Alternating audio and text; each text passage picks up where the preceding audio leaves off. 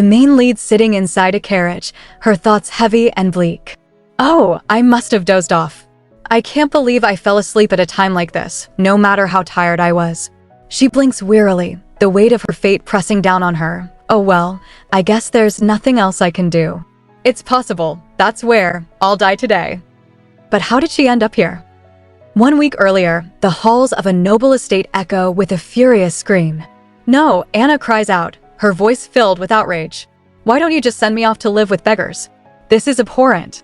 How can you sell me to a low-born ignoramus? Haven't you heard the rumors about him, father? Her father stands grimly, voice steady but heavy with burden. But you know as well as I do, what would happen if we didn't obey an order from the king himself? This is the kingdom of Earlswald, once a fertile and prosperous land. But everything changed under the reign of King Duquesne III, a lecherous tyrant who abandoned his duty, chasing after the women of the palace, even the wives and daughters of his loyal vassals. Resentment grew. The land turned barren. And the people, broken and enraged, rose in rebellion under a new leader, Caden. After a brutal uprising, the rebels stormed the palace. The king, Queen Cecil, and Crown Prince Eden were all killed. Caden, the rebel leader, crowned himself the new king. In a shocking move, King Caden elevated a commoner knight, the war hero Eli, to the rank of duke. Eli had been Caden's sword, his shadow in every battle. Merciless and brutal, Eli showed no regard for gender or age on the battlefield. His cruelty made even allies shudder in fear. But none of this mattered to Anna. What would happen? It'd be nothing more than losing some wealth. And why am I the one to sacrifice? I'm not your only daughter. Her father's calm breaks into rage. This isn't as simple as you think. As you know, our family stayed loyal to Duquesne III until the very end. Now that Caden has taken power, it wouldn't have been strange if he'd purged us all. But he kept us alive. If we disobey him now, our whole family will surely be wiped out. Besides, your sisters are not even 10 years old yet. I don't want to send you either, Anna. But I have no other choice. Please reconsider and accept your fate. Think of the future of our family as the eldest daughter. Anna's eyes well up with tears. Her voice shakes as she pleads, Father, how can you do this to me? You're determined to send me to that crude monster, aren't you? What's so precious about this land, this stupid old castle? Aren't you supposed to save your daughter even if it costs you everything you have? Enough, Anna. Shut. He stops mid-sentence, eyes catching the silent maid standing nearby. What a maid. I didn't notice her come in. Later, I should make sure her lips are sealed. Anna sobs. Father, I'd rather die than marry him. I'd die again and again if I had to. Her father stares at her in eerie calm before chuckling darkly. All right, don't do it then. Anna stares at him, shocked. Really? Do you really mean that, father? Of course I do, he replies smoothly. I don't want my precious daughter marrying a lowly peasant, either. He steps forward suddenly, grabbing the maid's hand and yanking her forward. He grins. We'll send this girl. Take her to the convent. Have her learn proper manners there for a week. And after that, we'll dress her up like you and send her off to Eli. Anna gasps. But my dear, won't that be too risky? What if he finds out? It'll be fine, her father answers confidently. We'll pretend that our daughter Anna has been stricken by a sudden serious illness. And if Eli finds out, we can just blame the girl, say she's my illegitimate child who was sent to inform him of Anna's illness. We'll claim she took advantage of the situation to better her social status. If she tries to run away or tell anyone about this, we'll just kill her. Anna, now fully complicit, takes a breath and nods. Father, trust me with teaching her manners and etiquette. There's not much time, but I'll make it work. Anna's hand struck across her cheek with a sharp, echoing slap. Her eyes burned with fury as she shouted, Stupid girl. How many times do I have to tell you not to rush for the food? Even a pig rolling in its sty would be smarter than you. She glared down at her trembling maid. Don't act timid either.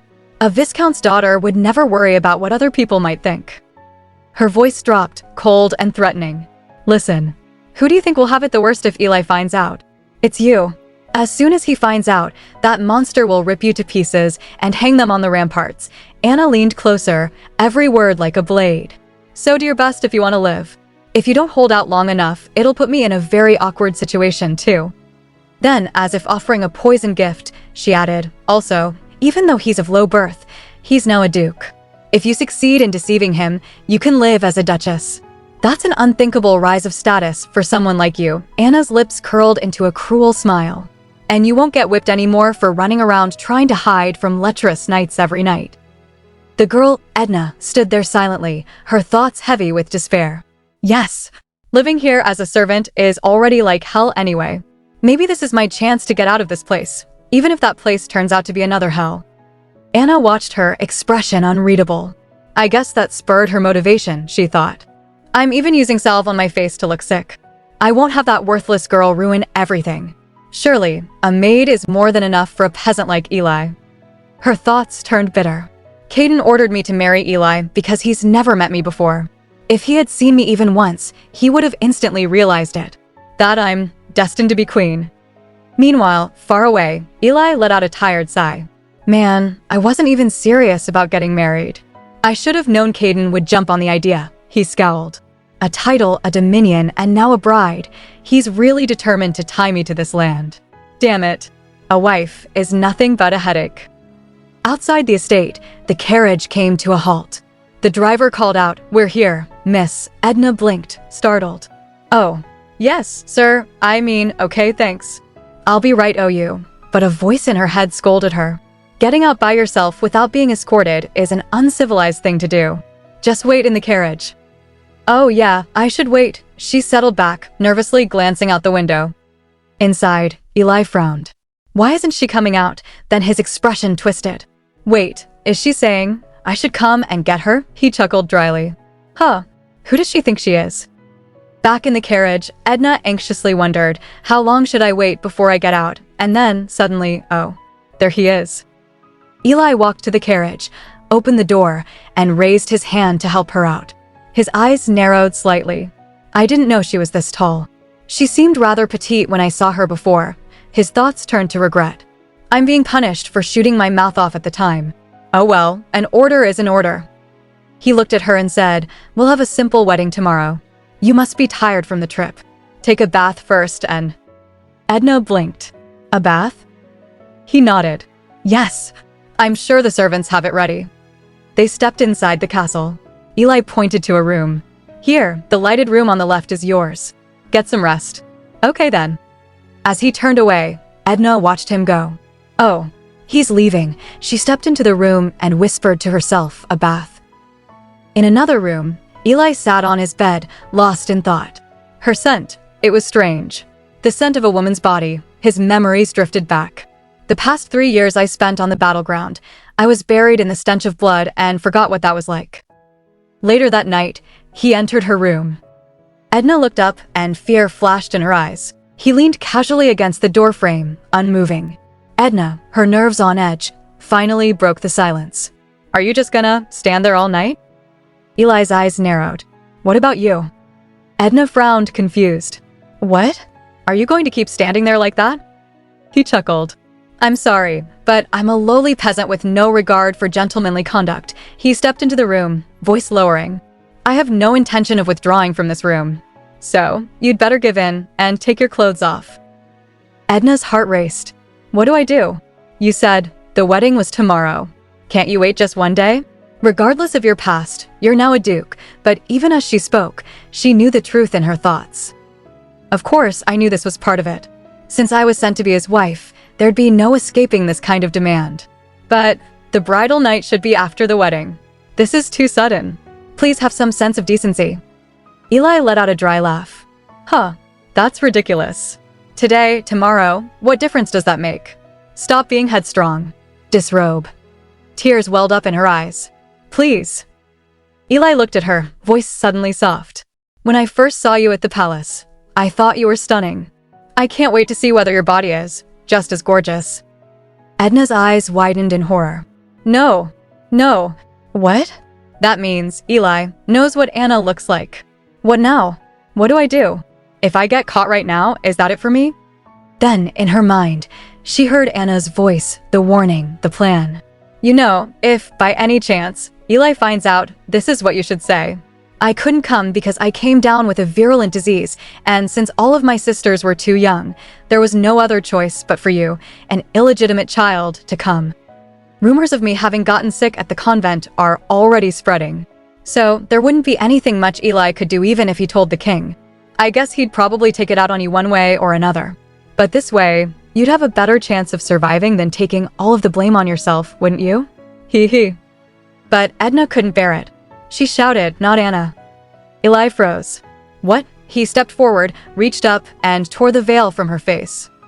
His eyes darkened. You're right. You're not Anna. Who are you? Trembling, Edna whispered, I'm Viscount William's illegitimate daughter, Edna. I didn't mean to deceive you, but Anna's critically ill, so I was obliged to come instead. Eli chuckled bitterly. Didn't mean to deceive, you said? Coming here in a wedding dress, with your face covered with a veil, too? Unbelievable. All right, I give you that it was very noble of you to sacrifice yourself. His tone shifted as he grabbed her face, eyes narrowing. Nonetheless, it was a terrible choice, Edna. I'm sure you've heard the rumors about me. Weren't you afraid? Edna lifted her head, voice steady. Those rumors were meaningless to me. I had no other choice anyway. Eli paused. This girl, she's keeping herself surprisingly calm despite the situation. Does that mean she was ready for this? He asked coldly. Are you a virgin? A peasant like myself marrying a noblewoman was an absurd idea anyway. A bastard could be a much better match. Your face isn't half bad, either. I like it just as much as Anna's. Edna blushed but met his gaze. If I'm a virgin, then will you accept me? He gave a dark chuckle. Accept you? As my wife? Or for my nightly pleasure? Anger sparked in her eyes. Both. I want to live if I can. There's nothing I fear more in the world than death. So answer me. If I'm a virgin, will you accept me? Or will you kill me? Eli looked at her for a long moment, then his voice softened. I don't like the way you talk. But still, it's a lot more amusing than a load of crap about how you'd rather die. And in that moment, Edna made a silent vow. Yes, I will survive. No matter what. I must. The next morning, Edna slowly sat up from bed. She tied her hair back, exhaled, and glanced toward the window, letting the early light wash over her face. Meanwhile, in another room, sunlight pierced through the curtains, falling directly into Eli's eyes. My eyes. Damn it. Who the hell left the curtains drawn? I can't sleep because of the sunlight, he grumbled, until he suddenly froze. Wait, drawn curtains. He sat up sharply, glancing around. His clothes, shoes, and sword were all still perfectly in place. But his expression darkened. He grit his teeth. What the? Who dared to come into my room? His thoughts narrowed. There are only a handful of servants left in the castle. I can't imagine any of those wimps had the guts to do this. Then, memories from the night before came flooding back. Answer me. That girl, I didn't think she'd really be a virgin. I had no doubt she was lying. I treated her too roughly based on that assumption. He frowned. Hasn't she come out of her room yet? Well, I'm sure when she's read. But his steps came to a sudden halt. Standing there, in front of him, was Edna. Not crying, not broken. Not even in bed. Lo and behold, I thought she'd still be in bed, crying her eyes out. He stared at her, almost impressed. She's quite a character. His brow furrowed slightly. This is odd. I thought the king's order was for me to take a wife. The Viscount must have been confused and sent me a maid instead. Wouldn't you say? He let out a dry laugh. Huh. He stepped closer and said, Anyway, this is utter disrespect for me on his part, sending you dressed in such rags. His voice held a biting edge. I hope that's not what you're wearing to our wedding. Edna fired back without hesitation. You tore off the dress I was supposed to wear at the wedding. His eyes narrowed. Are you talking back to me?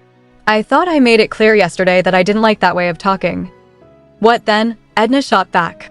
Should I ignore you? Eli's lips twitched slightly. I already knew it yesterday, but she's definitely something else. She's like a lion cub with all her claws out. When we go to the village, we should get you a new dress first. You can't get married in a torn dress. And the one you have on right now is even worse. She blinked in surprise. Why? He raised an eyebrow. Why what? I promised you yesterday. But her voice softened as she looked away. But that's my problem. If you marry me, you'll be slighting the king. I don't know why you'd take such a risk too. Eli cut in firmly. First of all, I wasn't serious about wanting to marry Anna. I made a joke cause she had a pretty face. And what the king wants is for me to marry and settle down. He won't care if it isn't with Anna. Lastly, I'm a man of my word. I do what I say. He paused. HM? You. His eyes studied her face. Your face, it's a bruise. Did they beat you 'cause you're a bastard? Edna shouted. It wasn't like that. And it's none of your business. Eli frowned. Are you ashamed that you were beaten? You are one proud bastard, aren't you? His voice lowered. Fine. From now on, at least in this castle, something like that will never happen. He turned, voice more businesslike now. We should eat first. We should make haste. There's a lot to do today. Edna stood still for a moment, watching him. At that moment, I really looked at his face for the first time. A war hero, a death lord, a man-butcher. This brutal man who's called by numerous names, with golden hair that shines like the sun and gray eyes as cold as knives, stood there with a blasé look on his face, as if he didn't care about anything other than lunch. Later that day, Edna and Eli stood outside the castle. The sun was bright overhead, and a strong breeze rolled across the quiet land. Eli ran a rough hand along the horse's neck, murmuring, easy, easy, easy. Edna's eyes widened slightly. A horse. Are we going on horseback? She asked. That's right, Eli replied. I see. Edna answered, a soft chuckle in her voice. A horse. It's been so long, she thought silently, her heart fluttering with something close to excitement. Eli noticed her expression, puzzled.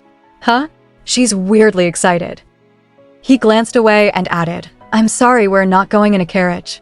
You must be disappointed that I don't even have a coachman. What? Edna shouted, startled. I didn't mean it that way. No, Eli replied with a shrug. Fine then. Her heart pounded in her chest. Was that a joke? He's hard to read. She let out a quiet laugh. Why are you just standing there? Eli raised his hand, tone sharp but direct. We barely have enough time as it is. Take my hand. She obeyed, slipping her hand into his. He pulled her toward him effortlessly and lifted her onto the horse, settling her in front of him. Thank you for helping me up, she whispered as she exhaled softly. Let's go, Eli said. With a firm kick, the horse sprang forward. They galloped across the land, the wind tearing at their clothes and hair. Edna clung to the saddle, her thoughts spinning. I was surprised. Him pulling me up all of a sudden was startling, of course, but I really didn't expect he'd make a joke. I never imagined that there could be a gentle side to him. Every time I bump against the saddle, it brings back the painful feelings from last night. I wish we were going on separate horses. But the rhythm of the horse's hooves echoed through her bones. The steady vibrations, the rush of wind, the scent of earth in the air, it all wrapped around her like a distant memory. The force of the hooves on the ground, the vibrations running through my entire body, the smell of the air that wraps around my skin. If I could ride on, feeling all of that, the way I used to, maybe I'd be able to get there. Somewhere far away, where no one could find me. But as they approached the village, Edna's breath caught. What happened? They rode through what used to be a thriving land. All around them were broken buildings, scorched homes, abandoned lives. Until the war was over. Eli said, his voice heavy, this land was left without any troops. While they were fighting in the war, lawbreakers pillaged the whole village. His eyes swept across the devastation. But even so, this is a lot worse than I imagined. It doesn't seem like caring for the land now will yield anything, not even a blade of grass. Had I made a visit sooner, it wouldn't have become this bad. He trailed off, jaw clenched. It doesn't seem like. He muttered, then spoke aloud. We'll find a dress in this village. Oh, Edna nodded, then quietly stepped down from the horse. It's fine. I don't care about a dress. Around them, whispers floated in the air. Are they travelers? Why would anyone visit here? Help us, sir, please. The only thing I had for the last 3 days was a piece of bread. Edna's chest tightened. Once, I stayed in this land. It was an affluent and beautiful village. This is my fault. Maybe not all of it, but I'm definitely responsible. I want to atone for my wrongs. I want to give back to these people. Until the war was over, this land was left unattended, Eli said again. And as he watched her, another thought crept into his mind. There's definitely something about her. The way she dismounted from the horse earlier, it wasn't something just anyone could have learned. There was an odd air about her, one that whispered of sophistication, intelligence, strength, and a tone that couldn't be placed. It was just a hunch, but Eli had avoided countless dangers thanks to those very hunches. Now he wondered, should he try throwing her off? Later, Eli spoke with a calm certainty. My men will arrive a few days later. They went to find their family after we were stationed here. He glanced around the rugged terrain. We must prepare for the winter in order to survive, but I haven't the slightest idea what I should do here. Edna looked at him, her voice uncertain. So then? He replied, however, I won't do anything for this land. That shocked her. What? She gasped. But Eli remained firm. I do not plan to wield my right as a lord in this land. And so I have no obligation to look after it either. Then, almost in the same breath, he added, nevertheless, winter's on the way. I not only have my soldiers, but their families and you to worry about as well. I can't have all of you freezing in that castle, can I? Edna hesitated. Well then, what do you plan to do? You said. I won't do anything myself. Eli cut her off. However, if you have any good ideas, you may do as you see fit, Edna. She blinked, surprised, confused, and then a thought sparked inside her. I can. This man, did he even know what he was saying? Letting her do as she pleased, did he realize that meant granting her all the rights? If she had the right to act, it meant she could help them, the people of this village. But a lowly maid like her shouldn't know how to help a rundown village. If she stepped forward, he might find out. Meanwhile, Eli watched her, his thoughts sharp. Now, Edna, show me what you're hiding. And Edna, heart pounding, thought to herself, I'm dead if he finds out. There won't be a second chance. Still, I want to help them. With sudden resolve, she smiled and asked, when will we hold our wedding? Eli raised a brow, startled. Wedding? With that dress of yours. But Edna didn't flinch. I said I don't need a dress. I need justification. I need justification to act as the wife of a lord. Those eyes again. Eli stared into them, puzzled. It was odd. When he looked into her eyes, he felt something. They looked like the flames of a fire, like the first light of dawn, or a star burning bright in the night sky. Ferocious, yet calm. Eyes that refused to back down. Very well, he thought. Those are the same eyes I saw that time. He raised his hand near her neck, his gesture lingering. Then he chuckled quietly to himself. Huh. Although she fears me so, her eyes continue to burn. The more I know her, the more interesting she is. Then, aloud, he said, fine. Edna stared at him, stunned. What? He met her gaze and replied, let's go have the wedding right now. There must be at least one church in this barren land. I highly doubt they just rolled over and died with God's blessing. How vulgar, Edna thought, glancing up toward the sky. She raised her hand. Is it going to rain soon? Eli narrowed his eyes. They're here. The monk stepped forward with shaky breath and warm eyes. Welcome. I welcome you, dear Lord. I am the head monk of this monastery. You may call me Noel. Eli looked around, unimpressed. The building's on the verge of collapse and the monks are about to pass out. What's going on here? Monk Noel coughed weakly, then answered, it is punishment for our own sins. We have angered the heavens, and so they try us through hardship. His voice trembled, but his tone carried weight. Now, what brings a lord to this humble town? Eli's voice was gentler this time. We would like to have our wedding. We came to find someone who could officiate the ceremony. Well, that is, if you have the energy to speak. Of course, I will compensate for a wedding mass. But inside, Eli's thoughts were sharp. His question seems hostile. It's not like they ever cared before. They wouldn't even notice if the wind blew up there. But if I offer my service for your wedding, despite being an old and feeble man, the monk interrupted, what will you do for our monastery in return? Eli narrowed his eyes. What will I do? Noel didn't flinch. If you might allow us, we would like to collect money from the village to rebuild this monastery. After all, we are the servants of God. So we must be able to feed ourselves. Wouldn't you agree? Without a word, Eli unsheathed his sword and slashed across the monk's face. Father, the other monks cried in horror. Eli's voice rang out like thunder. You want to collect money? In this town, his fury was unrestrained. I saw plenty of your kind on the battlefield.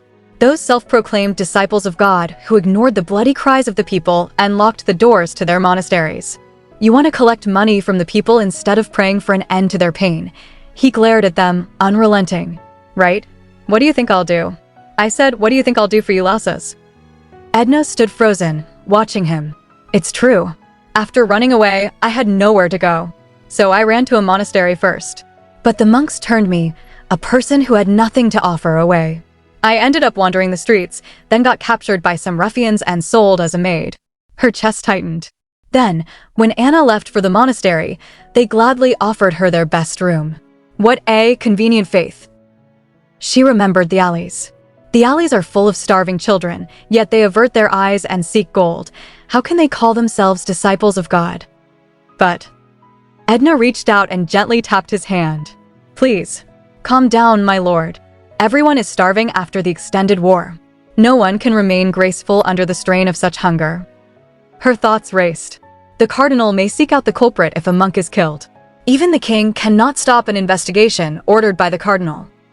She spoke again, firmer this time. They are servants to the heavens, my lord. Please, quiet your anger.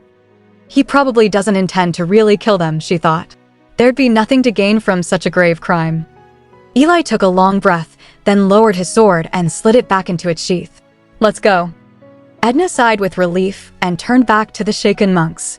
Are you all right? They nodded quickly. Yes. She smiled, gentle and composed. For now, we shall send you some goods and supplies by tomorrow. I trust the monastery will distribute the goods equally to the townspeople. The monk gave a small, humbled chuckle. Think. Edna interrupted with a light laugh of her own. I'm sure that God will be watching over you at all times, but please remember that we are also watching you right here. She turned her gaze sharp as steel. The Lord's sword is still pointing at your throat. You'll do well to remember that. After a while, the monk stood at the altar, holding a weathered book in his hands. It's done. You are man and wife. But before he could finish, Eli glanced toward the sky. The clouds don't look too good. Looks like it'll pour soon. Edna, we should hurry. Startled, Edna quickly nodded. Oh yes. They stepped out of the crumbling church and made their way to the waiting horse. As they reached it, Edna turned her head for one last look at the ruinous houses behind her. Just wait. I will, without fail, restore this place. With a sharp gallop, the horse raced forward. Eli's thoughts stirred. The way she spoke back there, it wasn't something a mere maid could learn from peering over a noble's shoulder. It's not simply just knowing what to say. The tone of her voice, her posture, speech, facial expression, stare, would all require a considerably higher level of education. Having such dignity is, just who are you? Edna. Suddenly, thick raindrops began to fall from the sky. Eli grumbled under his breath. Whoa, it's coming down hard. It'll be too dangerous to keep riding like this. Let's get off for now. He pointed ahead. There's a cave nearby that hunters use. We should wait until the rain lightens up a bit. Edna blushed faintly. All right. The rain poured down heavily now. Soaked and breathless, they found shelter in a rocky tunnel. Eli struck stone against stone, coaxing a fire to life. I would have just ran back to the castle if I had been alone. How tedious. Edna blinked, her voice soft. Sorry, this is my fault. Then again, even if you had been alone, you could still fall off the horse. Eli sighed, rubbing the back of his neck. You really can't let a single thing slip by, can you? Well, you're not wrong. A sudden sneeze broke the silence. Edna shivered. Eli turned to her, his tone unexpectedly gentle. Don't just sit there. Take off your clothes. Edna's eyes widened. What? He held up his hand calmly. Don't worry, I'm not trying to do anything. Luckily, bandits haven't pillaged this place yet. There are some blankets here, so we can keep warm while our clothes dry. Edna hesitated, her voice small. But Eli didn't let her finish. I don't want to be a character in some tragedy about my wife dying of fever on our first night. Take them off yourself before I do it for you. Embarrassed and flushed, she muttered, Fine. I'll get undressed. She slowly peeled off her soaked clothes. Eli turned, and then his eyes caught something. Whip scars. They trailed across her back like fading echoes of pain. Is that why she didn't want to undress? Without a word, he grabbed a blanket and gently draped it around her shoulders. Edna blinked and gave a soft, grateful chuckle. Oh, thank you. Was he trying to make me feel better? She wondered silently. For some reason, when I'm with him, I feel myself returning to the person I used to be. Full of pride, confident, and living a lie. I thought I had already let go of my past. And then, a sudden voice echoed through the tunnel. Over there. Ha ha ha. Prince Eden. The late king, Duquesne III, was an unprecedented tyrant. He twisted the governing laws to suit his desires, took women as he pleased, and bled the people dry. He grew bored easily and discarded things just as quickly, his queens being no exception. One was already dead, the other banished to her homeland. Then came the third queen, Cecil, royal princess of Beowald. This woman was Edna's mother. As nobles gathered in the royal garden, they chattered excitedly. "Prince Eden, did you see? There, in the garden, dear me, the roses are in full bloom. Not to mention winter's on its way. Isn't it incredible?" Queen Cecil stood nearby, elegant and composed. "Indeed, that is quite magnificent.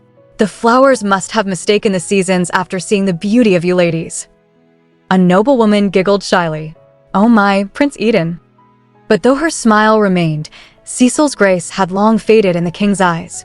As soon as she was crowned, she lost his favor. Neglected among the king's many mistresses, her days were quietly suffocating. Her life dangled by a thread. The child growing in her womb was her last hope. If she could bear a son heir to Duquesne III, she might finally gain security and status. She clung to that hope desperately. When the child was born, Cecil's eyes widened. "It's a princess," the newborn cried softly in her arms. But as the infant's warmth spread through her trembling fingers, Cecil made a decision. Her voice was low, unwavering. "You shall never speak of what you witnessed here today. On this day, I gave birth to a prince." The midwife blinked, stunned. "My queen." Cecil had chosen to hide the truth. Because the life of a royal daughter was cold and cruel. No matter how clever or gifted she was, she would only be sculpted into something lovely and silent, then married off to some perverted old noble in the name of honor. Cecil was exhausted by it all. "I will not allow you to live such a life," she thought. "When that lunatic Duquesne III dies, this land will be yours to rule. That is the only hope you and I have for survival in this castle. You can blame me for being a selfish mother. Edna." And so began Edna's life as Eden. Under her mother's watchful eye, the prince's education was strict and relentless. The days were difficult, demanding, but Edna was a brilliant child, quick to learn, sharp with a sword, and quietly observant. Life as Eden became second nature. 16 long years passed. In a grand arena, blades clashed. The crowd erupted, the winner is Prince Eden. Edna had grown into a prodigy, with no equal in wit or strength. Back at the castle, Cecil smiled as she greeted her child. "You won a duel against Sir Derek." "Yes, I was fortunate," Edna replied. "There's no need to be humble," Cecil said softly. "He's a renowned knight best known for his skill in swordplay. If you've defeated such an opponent, your skills must be at such a level as well." Then her gaze darkened just slightly. "However, you cannot win by strength alone. We must find a way to make up for that. Hopefully it will be covered with practice, but you're still..." Cecil didn't finish the sentence. But Edna already knew. A woman. Her mother's voice rang again, more serious now. "Don't forget, Edna. You're a woman and no one can ever know of that. Your true name is Edna, but no one may ever know you by that name. Someday you shall rule over this land as a woman. But everything will be over if your secret is revealed before that time. Your father would never forgive us. Understand?" "Yes, mother." Edna had heard those words for as long as she could remember. Ever since she first understood what made her different from the other boys. Ever since then, she had never truly slept in peace. She practiced with a sword, studied history, took lessons in diplomacy, walked the streets, ate her meals, even breathed, all for Eden. All to survive. She took bitter medicine to halt her body's growth as a woman. But it wasn't enough. Her chest continued to grow. And with it, the pressure. She wrapped herself in tighter and tighter bandages until it hurt to breathe. She endured. And still, she endured. Then one day, Cecil spoke gravely. "Recently, Duquesne III has fallen gravely ill. Rumors say that the syphilis has already spread to his mind. He won't last much longer." "You mean..." Edna's voice barely left her throat. "Soon it will be time," Cecil said. "You will be crowned king of this land. You will never serve as a man's doll." Those were the words Cecil had repeated for Edna's entire life. And yet, Edna couldn't quite understand. Noble daughters obeyed their families, were married off and forgotten. And Edna, who had become a prince because of her mother's will, was no different. She couldn't see what truly separated them. What was ever different between her and them? Yes, mother, Edna said. Your Majesty, this is not a laughing matter, a soldier said with urgency in his voice. The resentful cries of the lords and people are spreading, even within the main city. Please, you must listen to their grief, but the emperor cut him off with wild laughter. What is it you fear so much? This city and castle are guarded by hundreds of knights who have pledged their loyalty to me. Even if a rebellion rises, just kill them all. The room fell tense as another soldier rushed in, breathless. Your Majesty. Urgent news. The emperor narrowed his eyes. How dare you raise your voice in my presence? The soldier quickly bowed. Please forgive me. The matter is far too urgent. There's a rebellion underway. Their leader is the second son of House McGregor, Caden McGregor. That winter, Edna was 16 years old. A maid rushed into Queen Cecil's chambers and whispered quickly into her ear. The war had begun. Edna stormed in moments later, her voice sharp. Mother, I shall fight as well, but Cecil shook her head. You must not. Mother, I've already sent a secret letter to Beowald. Reinforcements will arrive in 2 or 3 weeks. As soon as the soldiers arrive, we will return to Beowald. Even Caden won't be able to touch us once we've crossed the border. We must plan our next move there, Edna blinked. You mean you're telling me to flee? Yes. Duquesne III no longer has any authority as king. My only hope is that he can hold out until our reinforcements arrive. There's no longer any hope in this city. You cannot die in a place like this, Eden. Edna clenched her fists. But, Mother, if I abandon my country and my people, what was the point of the last 15 years living as Eden? Eden. The name Cecil gave her. The name of a prince. A perfect, idealistic mask sculpted by the queen. Do I have the right to reclaim the throne after abandoning my own country? Will I be able to forgive myself for fleeing? If they could never return to Ulswald, and Eden was no longer necessary for either of them to survive, then what remained of Edna? Herself as Eden, and herself as Edna. Both felt foreign. Both were fragments of a life forced upon her. And so she questioned everything. Time passed, and Edna's 16th birthday came. My sincere congratulations, Your Highness, a court lady said gently. We should open the palace gates and welcome all the citizens to celebrate this joyous day. I apologize for not being able to do so. Edna gave a soft chuckle. Not to worry. I know we are not at liberty to do so. I am only grateful that you all have gathered here to celebrate with me despite these trying times. Times may be tough, but we shall win this fight together. She exhaled, but her heart remained heavy. Tired? Cecil asked. No, Mother. I'm not tired, but the soldiers outside are risking their lives to guard the gate, while I'm in here, safe and sound, enjoying a banquet. It is hard to hold my head up from the shame. Cecil nodded slowly. I see. Well, the important thing is that you know. A ruler must boast from time to time. If we show weakness, the people will become fearful and lose faith in us.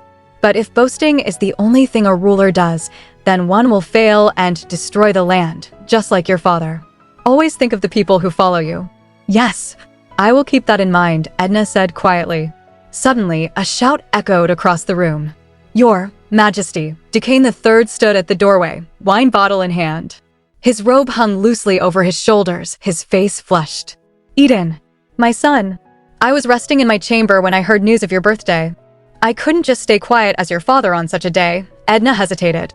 Thank you, father, he laughed heartily. Yes, perhaps I shall give a speech since it's such a joyful day. He raised the bottle and tilted it back, drunken joy bubbling into madness. My son, do you hear the cries from afar? Do you hear the galloping hooves? They are closing in. Then he laughed again, louder and darker. The day of your death is near. The day of your death is near. Duquesne III had grown madder by the day. The nobles murmured quietly among themselves. Did you hear? Apparently, Sir Edgar was executed after counseling the king yesterday. The siege has been going on for a month, yet the king hasn't visited the battlefield once. The morale of the soldiers is dwindling. Another noble added, it's true. The king didn't seem to have a single plan yesterday. He still seeks only women and alcohol every day without any concern for this rebellion. He doesn't seem interested in the people who have died for this war. The king has abandoned his duties as a leader. There was a heavy sigh. In the end, that's right. It would seem so. We can't rely on a rotting rope to save us, can we? Outside the palace walls, soldiers moved under the heavy moonlight. Hey, go get some sleep. It's time to rotate. One looked up. Oh, is it already that time? The other grinned slightly. It's still a bit early. Just keep this a secret from the commander. Sure, thanks. We'll go ahead then. Sounds good. Leave the gates to us. Suddenly, the door burst open with a crash. A young girl, breathless, shouted at the top of her lungs, "Your Majesty." "Urgent news, Your Majesty." Queen Cecil, awakened by the noise, sat up. "Ophelia, what are you yelling about at this hour?" Ophelia's voice trembled as she cried out, "The gates have been opened. The rebels are pouring into the palace. King Duquesne III has already been beheaded. The palace will soon be taken over. You must run now." Cecil clutched at her blanket, eyes wide. "Beowald, any news from Beowald yet?" Her thoughts spiraled. "What? How can this be? They've abandoned me. Beowald has abandoned me. Is this the end of me? Enduring all this time just to fall like this, Ophelia pulled at her sleeve. "Your Majesty, there's no time to lose. You must hurry but Cecil's voice cut like a blade. "Where is Prince Eden?" Ophelia hesitated. "Your Majesty." Cecil's voice rose again, firm and full of fury. "Silence. I am the queen. Do you think they'll give up until they've seen me swinging by the throat?" Her mind sharpened suddenly. Right, no royal will be able to avoid such a fate. Even Eden. But then, a flicker of clarity, but Edna's a different story. The only ones who know of Edna are me and Ophelia. I personally killed all the wet nurses and doctors who examined us. As long as Edna can escape out of the castle, she can live. Edna can survive. "Edna," Cecil's voice echoed. Edna came rushing in, startled. "Mother." Cecil grabbed her hand with urgency. "Edna, take off your clothes right away." "Pardon?" "Mother, there's no time for this. You must hurry and escape through the hidden." Edna froze. She called me Edna, even with all these people watching. Cecil didn't hesitate. "No, you are the only one who will escape." "Edna," she turned to a nearby maid. "Sione, give her your clothes. No one can continue on the same path once they grasp power. Edna, you must survive and watch what happens." "Mother." "Mother." Edna's voice trembled, but Cecil was resolute. "Watch how that bloody throne consumes Caden." "Mother, Cecil shoved the clothes into her arms. "You must live on as a normal woman, outside of this castle. Please." Edna's voice grew soft. "Yes, Mother." Cecil looked her in the eyes for what might be the last time. "All right, Edna. Tonight, Eden dies here. They won't suspect anything if they see this sword of yours." Edna thought in disbelief. "What? You're cunning. You're quite cunning, Mother." As Cecil watched her child, her own thoughts began to break. "Actually, when I think about it now, you were never able to live your life as your own due to my ambition. I killed all those people and sacrificed you, all for something so worthless that would crumble in the end. I was such a fool." Cecil whispered her final words. "Sorry for everything. Be happy, my child," and with that, she pushed Edna away. Edna stumbled, her voice ringing out. "Mother, no, Mother." From the other side, Edna banged against a locked door. "Open it. Please open this." Outside, Cecil composed herself, giving orders. "Gil, hold this." "Yes, Your Majesty." Turning to the nobles who had gathered, she addressed them one final time. "And all of you, I'm sorry things have to end like this. I will gladly accept any punishment in hell. But no one must know that Edna is alive." Her final thoughts clung to the warmth that once changed her heart. "This is my final selfish wish. You probably resent me, but I don't mind. When I felt that small warmth at that moment, I vowed to protect you even if it cost 1,000 lives." Edna covered herself with a cloth, her body trembling as shivers ran down her spine. Eli, sitting beside her, watched her closely. Was she having a nightmare, he wondered. Edna suddenly woke up, pushing herself upright with her hands. Her gaze locked on the fire, eyes widening as if entranced. Before Eli could react, she dashed forward, shouting desperately, "Oh no. Don't leave me here. Take me with you. Let go of me. I need to be with them." Eli grabbed her hands firmly. "Get a hold of your," he shouted, and then slapped her sharply. "Wake up. Do you want to kill yourself in that fire? That's enough sleep talking." Startled, Edna blinked in disbelief. "You slapped me. You said I never get beaten." Eli sighed. "Huh, looks like you're awake if you can talk back like that. Well, if you're up, get dressed. The rain stopped and our clothes are dry, so we should head back. If we linger around any longer, the sun will set and we'll have to spend the night here. Hurry up." "All right," she murmured, lowering her eyes. As she quietly gathered herself, thoughts flooded her mind. Sleep-talking. Even so, I tried to jump into that fire. You've grown weak, Edna. Even if it had been an unconscious act, she had still tried to end her life. I must remember, she told herself. Remember the screams that echoed from the other side of the wall that night. I mustn't forget the weight of the innocent lives that were sacrificed to save me, and the final wish my mother left behind. When Eli stood beside her, he tried to ease the tension. Good thing Raoul had dinner ready, he said. I would have starved to death once I passed the castle gates. You must be tired after everything that happened today. Let's retire to our room now. Oh, very well. Then, I shall return to my room, Edna replied softly. Eli turned to her, puzzled. What are you talking about? She blinked, a faint blush coloring her cheeks. Pardon. Perhaps you've already forgotten, Eli said with a teasing tone, but we're married now. My dear Duchess, are you suggesting we sleep in separate chambers on our first night of marriage? I'd rather not. Our first night, Edna stammered, her face burning. But we already spent last night. A strange expression crossed Eli's face. That's it then? We got married today, so none of that matters. It's just, she tried to respond, flustered. For your information, he continued, his voice calm but firm, even if this was a forced marriage, I don't plan on being a husband only in name once we're married. You're the one who insisted on that condition, that you would fulfill your duties as both wife and slave in exchange for the title of Duchess. Edna exhaled softly. Very well. I'll bear with it. In turn, she hesitated, then steadied her tone. You must honor your word about giving me all the rights. Eli chuckled lowly. Haha, no need to worry about that. I already called you my Duchess, Edna. Later that night, as the two lay close in the dim light, Eli looked into Edna's eyes. A strange dizziness overcame him. Damn, he thought. For some reason, when I gaze into her eyes, I get dizzy and confused. Just who are you, Edna? Who are you to drive me so? Eli lay beside Edna in bed, his voice calm yet resolute as he said, You shall sleep in my room from now on, regardless of whether I hold you or not. I'm sure you despise the idea of sharing a room with a lowly commoner like me, but you did say you'd bear with it. Edna turned toward him, her cheeks faintly flushed. That's not, I had only meant that I would bear with the pain, because it was so painful when we first. He looked at her quietly. And tonight? Did it hurt this time? No, it didn't hurt this time, she replied softly, her voice trembling with shyness. That's right, she thought. Tonight wasn't painful. When morning came and the sun's light spilled gently into the room, Edna rose and pulled open the curtains.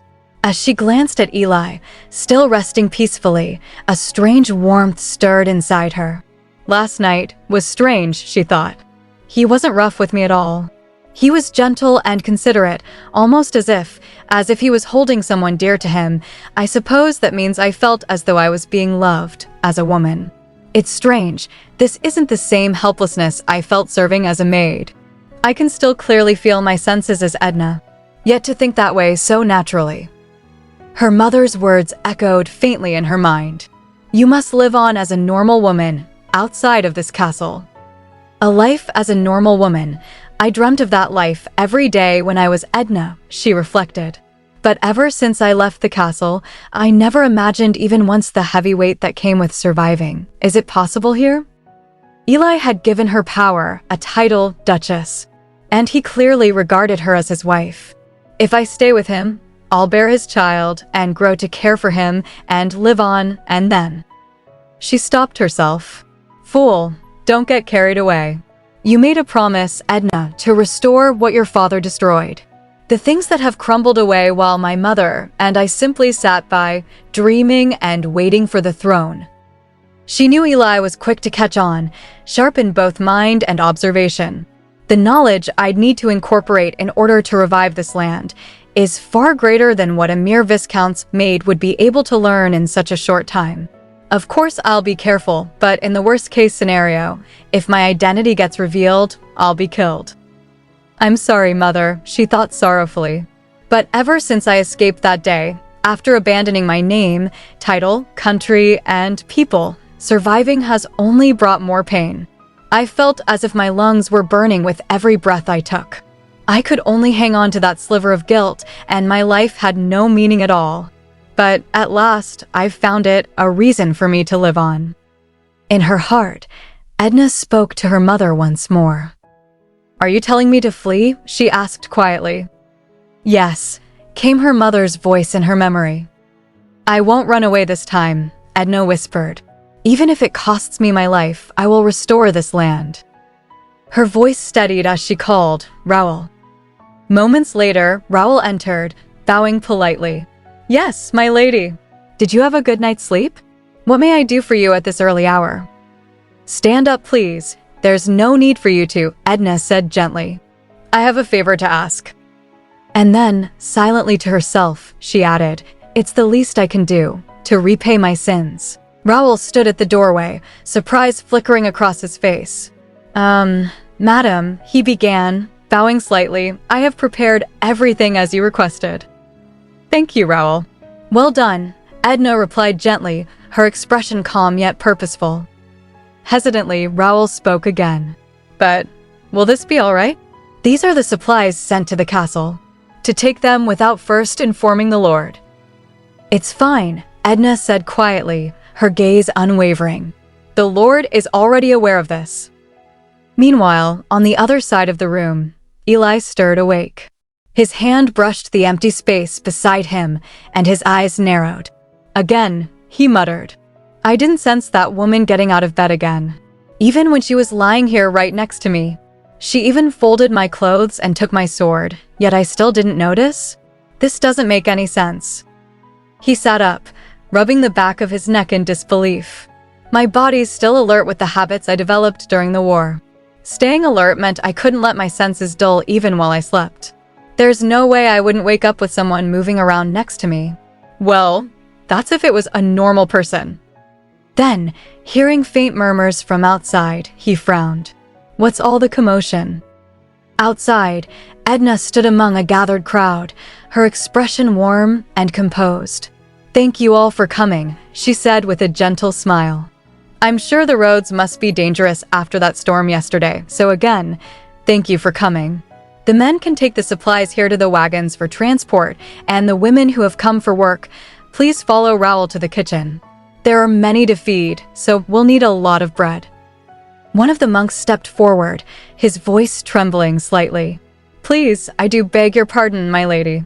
Please forgive me, but even if you feed the hungry with the supplies from this castle, what will you do after that? As you very well know, we have no way of repaying you for these supplies. What I mean to say is, can you guarantee that the villagers will not be held hostage in return for these supplies? Edna looked at him for a moment. This man, despite what he said yesterday, he must truly care for the people in this town, she thought. He witnessed Eli's wrath with his own eyes, yet he gathered the courage to speak up for these people. She chuckled softly, her tone reassuring. There's no need to worry. The Lord is aware that he was unable to take proper care of this land due to the prolonged war.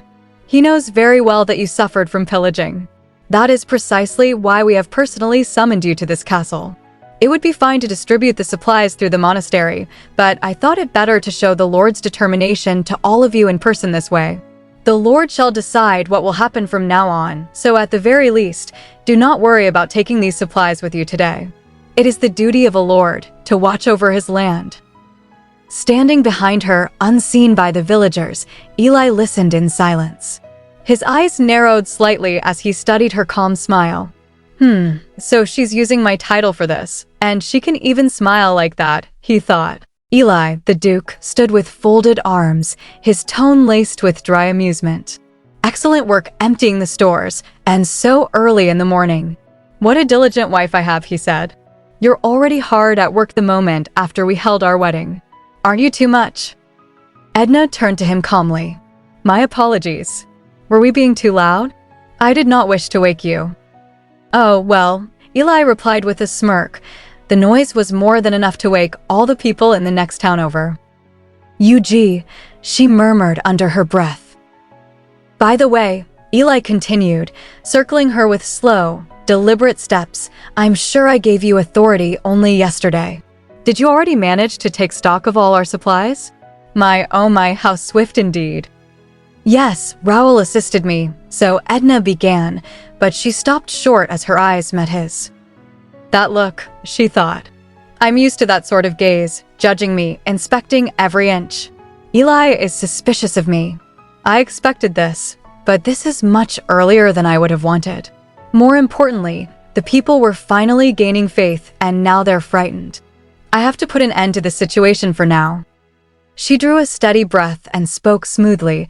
Raoul's in the kitchen. You must be hungry. I'll send word to have your breakfast brought to you right away. Eli's eyes flickered with curiosity as he observed the villagers nearby. What's this? He thought.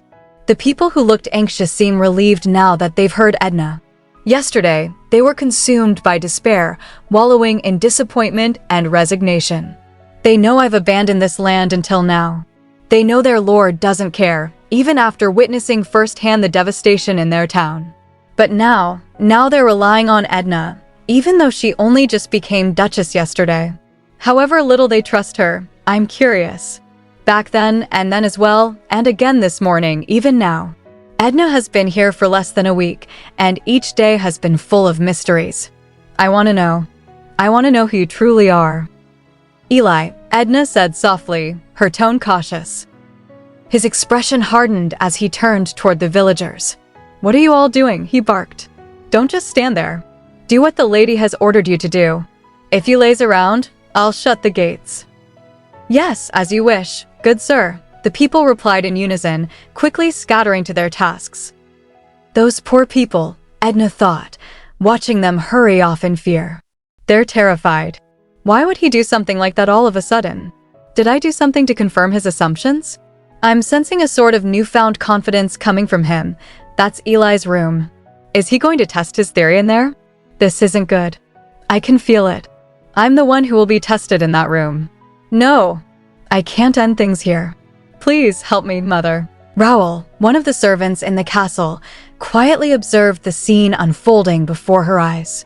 In her thoughts, she reflected, hello there. I am a servant in this castle, Raoul. And here is the lord I serve. This is Duke Eli, the lord of this castle. He isn't the first lord I've served since I started working here, but Duke Eli is different from the other nobles. Of course, he's also of a different bloodline, but more than that, his eyes are different. As expected of a hero from the battlefield, the air around him carries the weight of war. When I first met him, I was so frightened I barely managed to introduce myself. Her gaze softened as she thought of the new lady of the house. And the lady who just married him yesterday is an odd one as well. Normally, noble daughters are full of pride, picky, and unconcerned with the work of servants. But the lady, she's different. She helps when there aren't enough people. She's already managed to understand the state of this land and distributed supplies right away. She's quite odd and she's very kind. As the townsfolk gathered nearby, whispers spread through the crowd. Is something the matter? One villager asked nervously. Perhaps the lord is against distributing these goods, another replied in a low voice. Then what should we do? Will the Duchess be all right? A third villager whispered anxiously. Suddenly, Edna let out a sharp cry, caw. Startled, Duke Eli's voice thundered through the hall. Are you really just some bastard maid? Inside, Edna's thoughts raced. Stay calm. If I say a single wrong word, it will be the end of me. He will only grow more suspicious if I make hasty excuses. Eli's sharp eyes never left her. This woman isn't just good at talking, he thought. What's more important for building trust than words is attitude, sometimes threatening, sometimes gentle. She knows how to lead people. You are not just some maid, Edna. So now, reveal yourself. Is that so important right now? Edna said calmly. Eli frowned. What? Was that so important that you had to drag me in here, in front of all those people? Edna asked, her voice steady but firm. You must know the people in town fear you. Even if you don't want to, we'll have to give out our supplies for a while, at least until they can put aside their fear and regain their faith in you. Inside, She thought carefully. Now, here's the important part. A truth within a lie. That's the hardest thing to catch. That's what I need now. You asked if I'm really just some bastard maid, she continued. Very well. Perhaps I wasn't a bastard back in that castle, because I was merely a maid. Eli's expression darkened. Is that the truth? Edna took a breath and spoke with conviction. I would get beaten because I wasn't used to working, and I had to flee from the soldiers who tried to hold me every night. When I'd get beaten after being found, no one in that castle would help me. For a lowly, hopeless girl like me, that was the only sort of life I was given. So that is why I want to help the people in this town. The pain, the starvation, the endless despair, I know them all firsthand. But if you suspect me because of that, do as you wish. I am your wife and your duchess. But you're the one who gave all of that to me. So please, do as you wish. Edna's voice did not tremble as she spoke, and her words lingered in the air, firm and unyielding. The Duke smirked coldly, his eyes gleaming with a sharp glint as he said, "Huh, did you think I'd be moved by your spirit if you yielded this way? Don't you already know what kind of person I am? I've beheaded countless people with this sword. You think I'll hesitate even for a second to cut off your head?" Edna met his gaze calmly. Then please do as you wish. I have nothing more to say. If you still suspect me even after that, then I have no other way to prove myself. You hold the sword, and all I can do is trust your judgment. Eli's voice burst with fury. Blast you. There should be a limit to how stubborn you can be. Startled, Edna flinched and gasped as his anger filled the room. Let me see, the Duke muttered, stepping closer. I'm all right, Edna replied softly. It's not a large wound. It's not large, but neither is it small, Eli said sternly. I always sharpen my sword. TSK, we have to stop the bleeding. I'll bring Raoul here, so continue applying pressure to the wound. Edna thought to herself, he's changing the subject. It wasn't the best tactic, but I'll be safe for now. Then she spoke hesitantly, could you bring me a change of clothes on your way back? The Duke scoffed, shaking his head. Huh, seriously? Under his breath, he muttered, I must be mad to follow her orders. But Edna's voice echoed in his mind, because I was merely a maid. That is why I want to help the people in this town. Eli sighed. Honestly, I've gone mad. He turned toward the door and shouted, Raoul. Raoul, are you in here? Raoul rushed in, startled by the sudden call. Oh dear, my lord. Is there something you need? Edna has been injured, the Duke said sharply. What? Dear heavens. What happened to the lady? Raoul exclaimed in alarm. Enough with all the useless questions, Eli barked. She needs treatment. Come to my room with medicine and bandages. Yes, right away, Raoul stammered before hurrying out. As silence returned, Eli's thoughts darkened. Pathetic. I swore that if I ever took a wife, I wouldn't let her suffer the way my mother had. At this rate, I'm no different from my father. A soft voice broke his thoughts. You are back, Edna said gently. How's your wound? Eli asked immediately. Raoul treated it well, she replied. She just left. Didn't you see her leaving? I did, Eli said with a faint smirk. She could probably kill someone with that glare. Raoul, who was just outside, murmured under her breath, oh my, before slipping away quietly. Here are your clothes, Eli said, handing Edna the garments. Thank you, she said gratefully, accepting them from his hands. You should stay in that for a while, he told her. I've sent all of your 100-year-old dresses to the tailor. Thank you, Edna whispered softly, her eyes lowered. As Eli looked at her, a strange calm settled over him. Edna's identity will be revealed sooner or later, he thought.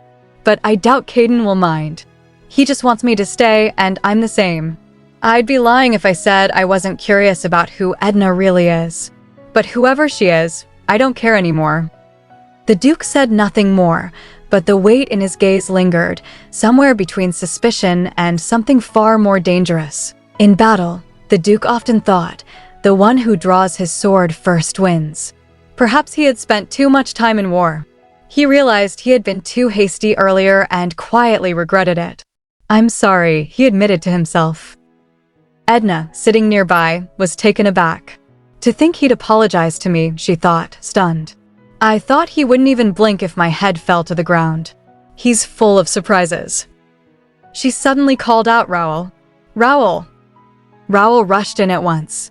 "My lady, are you feeling better now?" he asked with concern. "Yes, all thanks to you," Edna replied warmly. "I heard you were upset and glared at the Lord for me." What? How did you?" Raoul stammered, eyes wide. "He told me himself," she said with a faint smile. "As you know, he has a keen sense of observation." Bowing her head, Raoul exclaimed, "Oh dear, please forgive me. I dared to do such a thing to a high, respectable noble." "Please, there's no need for that, Raoul," Edna said gently. "Neither the Lord nor I have any problem with it." "Pardon? But Raoul began hesitantly. "It's true," Edna reassured her. "The Lord wouldn't hold a grudge over something like that. He admitted his mistake to me as well and even apologized." Raoul blinked in disbelief. "He's a kind man," she murmured. "Well, at least more so than he seems to be," Edna added softly with a little laugh. "Plus, you were just worried about me." I was so touched. "My lady," Raoul said emotionally. "By the way," Edna continued, "I haven't seen the Lord around here today. Do you know where he is, Raoul?" "Oh, he left saying he had some errands to take care of in the town," Raoul replied. "I see. Oh well." Edna paused for a moment, then asked, "Then Raoul, would you happen to know about the Lord's men who will be returning to this castle?" "Yes, madam," Raoul answered with a nod. "How are the preparations for welcoming them going?" Edna asked. "Very well. The Lord instructed that we simply clear out the hall, so we've done just that." "Only the hall?" Edna questioned. "It will be winter soon. Will their families all live in the hall as well?" She fell silent for a moment, lost in thought. That's right," she remembered. Originally, only the Lord and his family were allowed to have their own rooms in the castle. The servants and soldiers normally find a place to stay in a nearby town or set up camp somewhere outside the castle. But right now, the town doesn't have a proper inn to speak of. There aren't enough supplies nor men to help set up a camp either. Right? It might be better for them to stay in the hall. Still, if he even had them bring their families here, they can't be just any soldiers or servants. If Eli was the one watching Caden's back, then there must have been those who watched Eli's back as well. If they are his comrades, who he trusted to have his back during that long war, I'm sure he must. Snapping back to the moment, Edna said firmly, "Raoul, please clean the rooms so that the Lord's soldiers can stay in them." "I beg your pardon, but the Lord," Raoul began hesitantly. "Don't worry, I'll talk to him," Edna said reassuringly. "Winter will be here in 2 months, and I'm sure there will be women among the families. It will be much too harsh for them to live in the halls." Raoul was deeply moved. "My lady," she thought, feeling a surge of loyalty. "Very well, I understand," she said aloud, determination in her tone. "Just leave it to me. I'll make those rooms so clean they'll shine." Edna smiled warmly. "I have faith in you, Raoul." But as she turned, she suddenly swayed slightly, a faint dizziness washing over her. "I feel a bit dizzy," she thought, pressing a hand to her temple as the world seemed to blur for a moment. The Duke instructed one of his servants to deliver a letter to the king. The servant hesitated, clutching the sealed parchment nervously. My lord, wasn't that?" he began timidly. The Duke replied calmly that since he had gotten married as ordered, it was his duty to report it. He wondered aloud if this would be all right, adding that Tommy was a good writer, though he had never served as a messenger before. Still, he reasoned, nothing could go wrong. Tommy only needed to say his name at the city gate and deliver the letter. The servant nodded in understanding.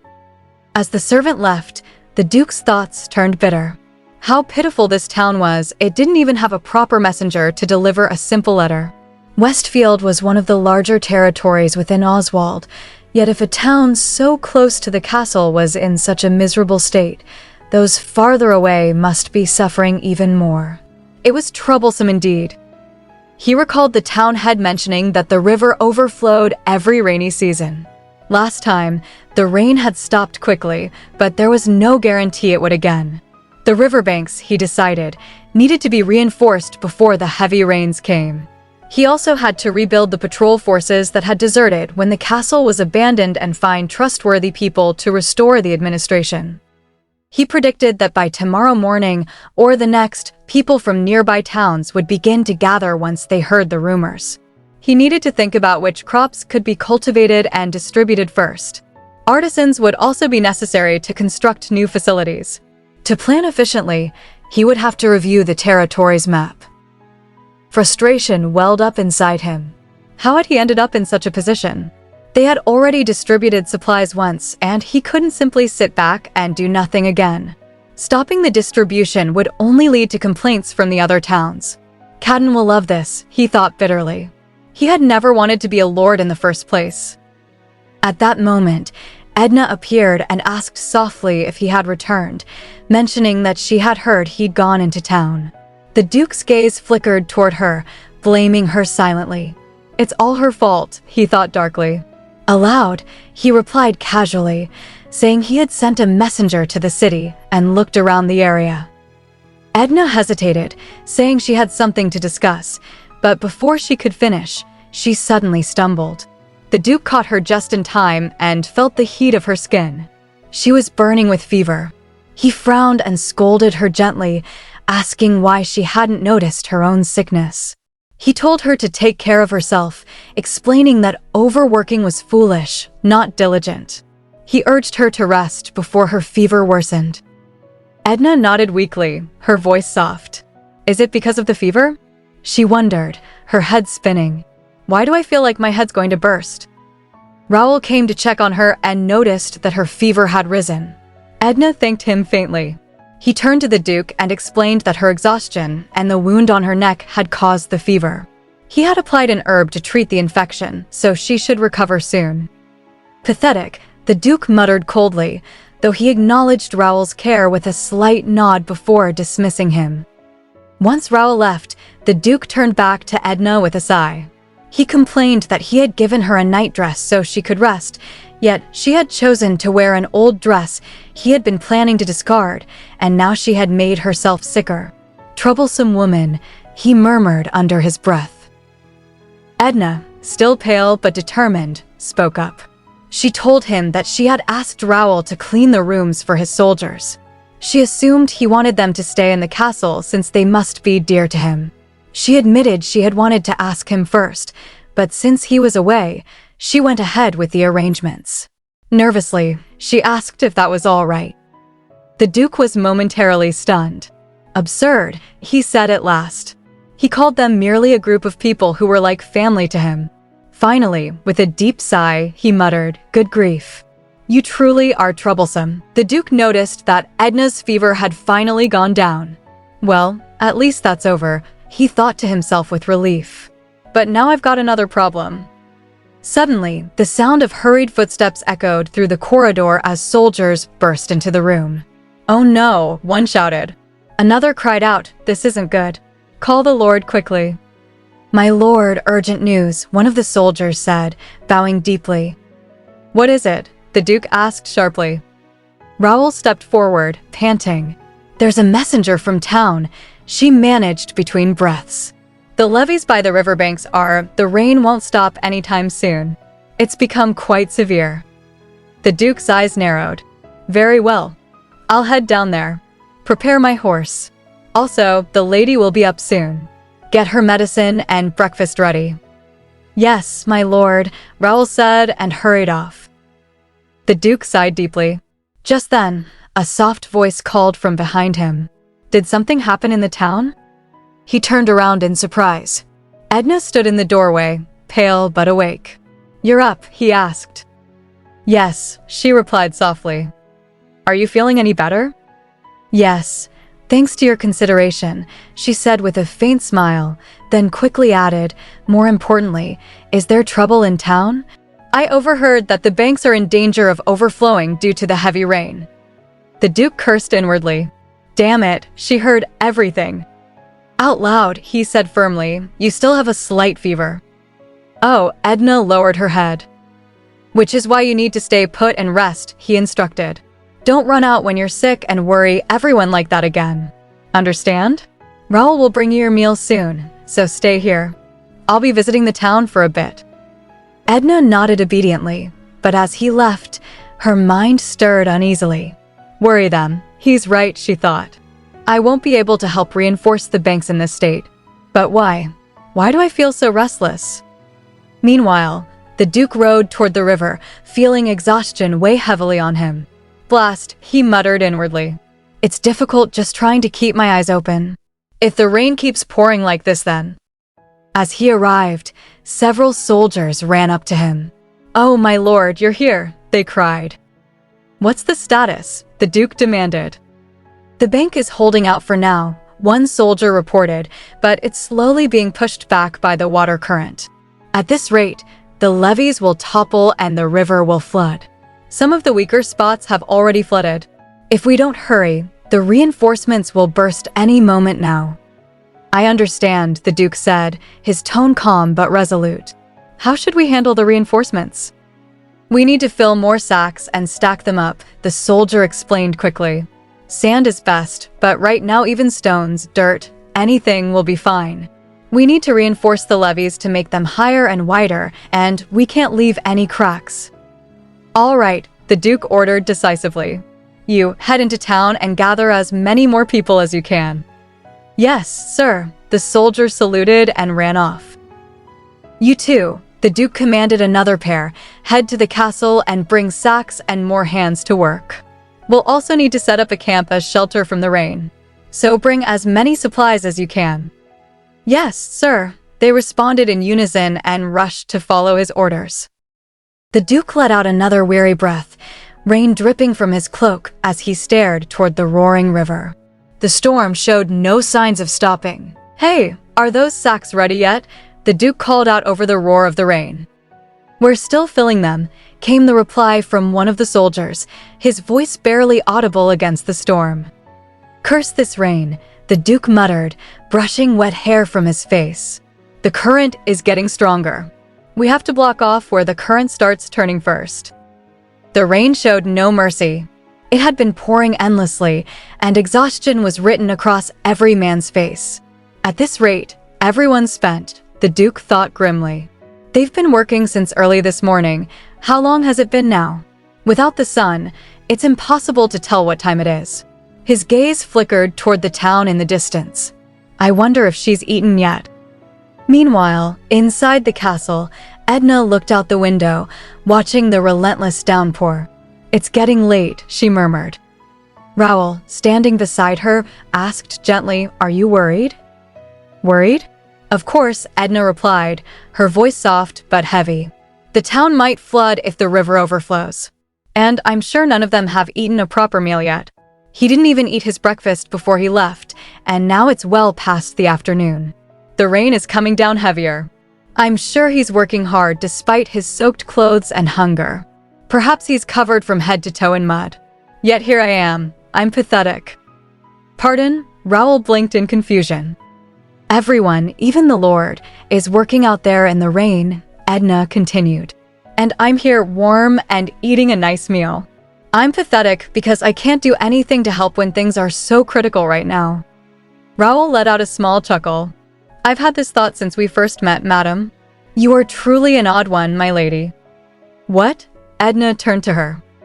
"I've served quite a few nobles in my life while working at this castle," Raoul said earnestly, "but you're the first one who's always looking for something to do and work on. What I mean is, people like you don't need to do anything. All you have to do is leave the work to servants like us. But you, madam, you clean, check the supplies yourself, and even ask about my day with a smile." This is the first time I've spoken with a noble while laughing. Nobles don't usually treat peasants like myself as people. "Raoul," Edna said softly. Raoul smiled, shaking her head. "And I can only say all this since it's you, my lady. Any other noble would have chased me out for being disrespectful. My lady, no one will blame you for not being able to do something difficult. Just take your time. All you have to do is work on the things you can do for now. Don't get anxious." All right, Edna said quietly. Sure, thank you. As Raoul bowed and left the room, Edna remained still, staring at the flickering firelight. What I can do for now? She wondered. At the river, chaos erupted. Damn, it's overflowing, a soldier shouted. It's going to collapse. No, hold it up. If even one side falls, it's all over. Hold it, hold on, please. Another soldier yelled over the thunder. It's Valley, my lord. The Duke straightened, rain streaming down his face. Sitting back and watching isn't really my thing, he said grimly. Back at the castle, Edna's hands tightened around the edge of the window frame. What I can do? She thought again, her heart pounding as if in answer to the storm. Edna said to Raoul, Raoul, please gather all the new maids and send a message to town for all available women to come. We must prepare hot soup and tea, and we'll need a large carriage to transport.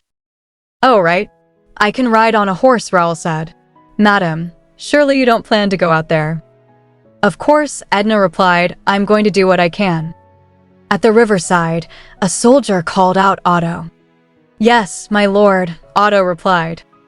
What's the current status? The Duke asked. Yes, things are wrapping up downstream, Otto said, and we're going steady with the reinforcements upstream, but the current is quite strong, so we will need to continue working on them for the time being. Very well, the Duke said. Send half of the workers downstream to assist with the work upstream. I'll head there now as well. Yes, my lord. The Duke looked over the weary faces of his men. They're at their limit, he thought. They'd barely eaten a meal a day before yesterday. It's a miracle they're even standing right now. They're taking turns to rest, but that won't be enough. But it's not as though this can wait until tomorrow. A shout broke through the rain. The levee, someone cried. The Duke turned sharply. What happened? My lord, the levee, it collapsed, the soldier stammered. We're so sorry. The rope we tied it with must have been too weak. It's over. It'll all topple over before we can repair it again. Damn it. And we worked so hard. I can't take any more of this. These men, the Duke muttered, clenching his jaw. It's only a small crack, and yet they... But then, a familiar voice cut through the chaos. Are you just going to give up? All heads turned. Edna stood there, soaked to the bone, her hair plastered to her face, eyes fierce with determination. This crack is only a small section along the entire bank, she cried. It's too soon to give up. This is the town you all live in. You must protect it with your own hands. My lady, a soldier began, stunned. You must be exhausted from all this work, Edna said, her voice softening. We prepared hot tea and soup, so please rest a bit in the tents, and then once more we can all work hard to protect this town. Edna. She turned. Eli. The Duke's voice was sharp. When I speak, does it just sound like a barking dog to you? You crawled out here again. Eli, she said quietly. Did you already forget that you were sick in bed up until this very morning? He snapped. Edna looked at him, his face streaked with mud, his hair dripping, his clothes heavy with water. He's completely covered in dirt and muck, she thought. What if your fever comes back? The Duke said, scowling. Then I won't do anything for this land. Even though you said that before, you've changed, Eli, Edna thought, watching him beneath the curtain of rain. Edna thought the situation still seemed grim, even though so much time had passed. But for some reason, no one lost hope. The Lord and his people were standing shoulder to shoulder, working together to prevent the flood while enduring the fierce storm. That absurd fact gave strength to those who were exhausted. Eli was no exception. He openly gave words of encouragement to everyone now and then. Don't give up, the Duke said, his voice carrying over the roaring rain. We're almost done now. Edna watched him closely, and somehow she thought, he felt a fire burning inside of him. He often felt that same fire when he served on the battlefield. Yet, he couldn't quite understand why he felt that way among the foolish townspeople at that moment. He couldn't understand. A soldier suddenly pointed toward the horizon. At the rain over there. Edna looked up. At that moment, she thought, He simply thought that he would never forget that feeling. "Edna," the Duke called out to her. "Eli, is the work finished now?" she asked. "Well, just about," he replied, wiping mud from his cheek. "There's no need to panic, at least, since the rain has stopped for now. I told them to rest for the afternoon, then finish up later. So now we should also return. I'd really enjoy a hot bath right about now." "Me too," Edna said, smiling faintly. The Duke paused, glancing at her. "I know what I said, but I didn't mean that I wanted to take a bath together." "So what?" Edna replied with quiet boldness. "We're married." The Duke looked away, his lips twitching as if to hide a smile. "Feels warm, just like the sunlight earlier," he thought. Edna's gaze drifted over the muddy ground, where nobles and commoners alike worked side by side. That was a magnificent scene, she thought. Status, gender, none of that mattered when everyone was covered in that mud, while they were all fighting against the force called nature. But of course, whether you're a royal, noble, commoner, or peasant, we're all human. We stand on the same soil and live under the same heavenly sky. This heartbeat feels like a gentle breeze quaking through my entire body. I'm not doing this out of obligation. I truly wish. And as the rain clouds broke, sunlight spilling across the riverbanks, Eli's thoughts echoed hers. To be here until the very end, with these people, and with you. Edna mourned him. Edna thought that the sun, it's not raining today. Did Eli leave early today as well? Oh, these bandages are new. Eli must have changed them before he left. He's been so busy since that day. The banks need to be reinforced while it's not raining. The rainy season usually lasts for 2 to 3 weeks, so they couldn't relax just yet, and she wanted to check and see how things were going as well. But the Duke had said loudly, "If you leave again, I'll punish Raoul." Raoul had said, since he threatened me that way, and thought to herself, of course, I doubt he'd really punish Raoul. But Raoul's so scared of Eli, so I can't just go there on my own. Raoul said to Edna, "Madam, are you awake now?" Edna replied, "Good morning, Raoul." Raoul said, "Good morning, my lady." "How are you feeling?" Edna said, "I feel fine now." "Thank you for looking after me, Raoul." Raoul said, "I'm relieved now that you're better. You must be hungry. I'll have your meal ready shortly." "Oh, but first," Edna said, "these are," Raoul replied, "your dresses are all ready now.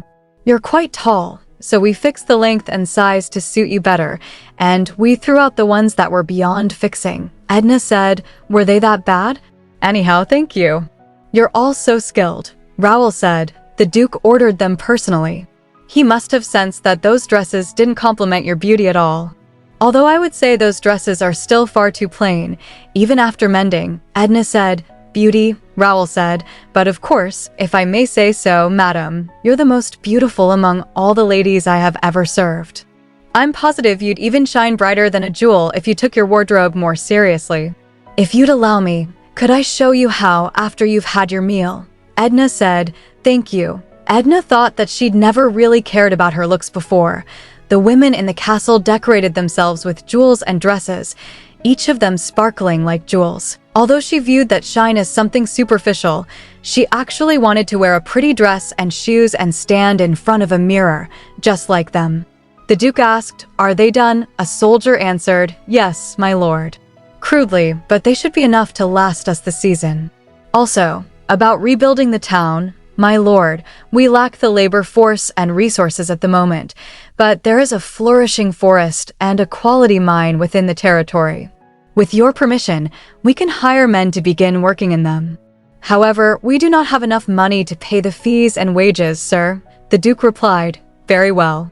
Send a report on the estimated total cost of using the resources first. I'll decide after looking over that."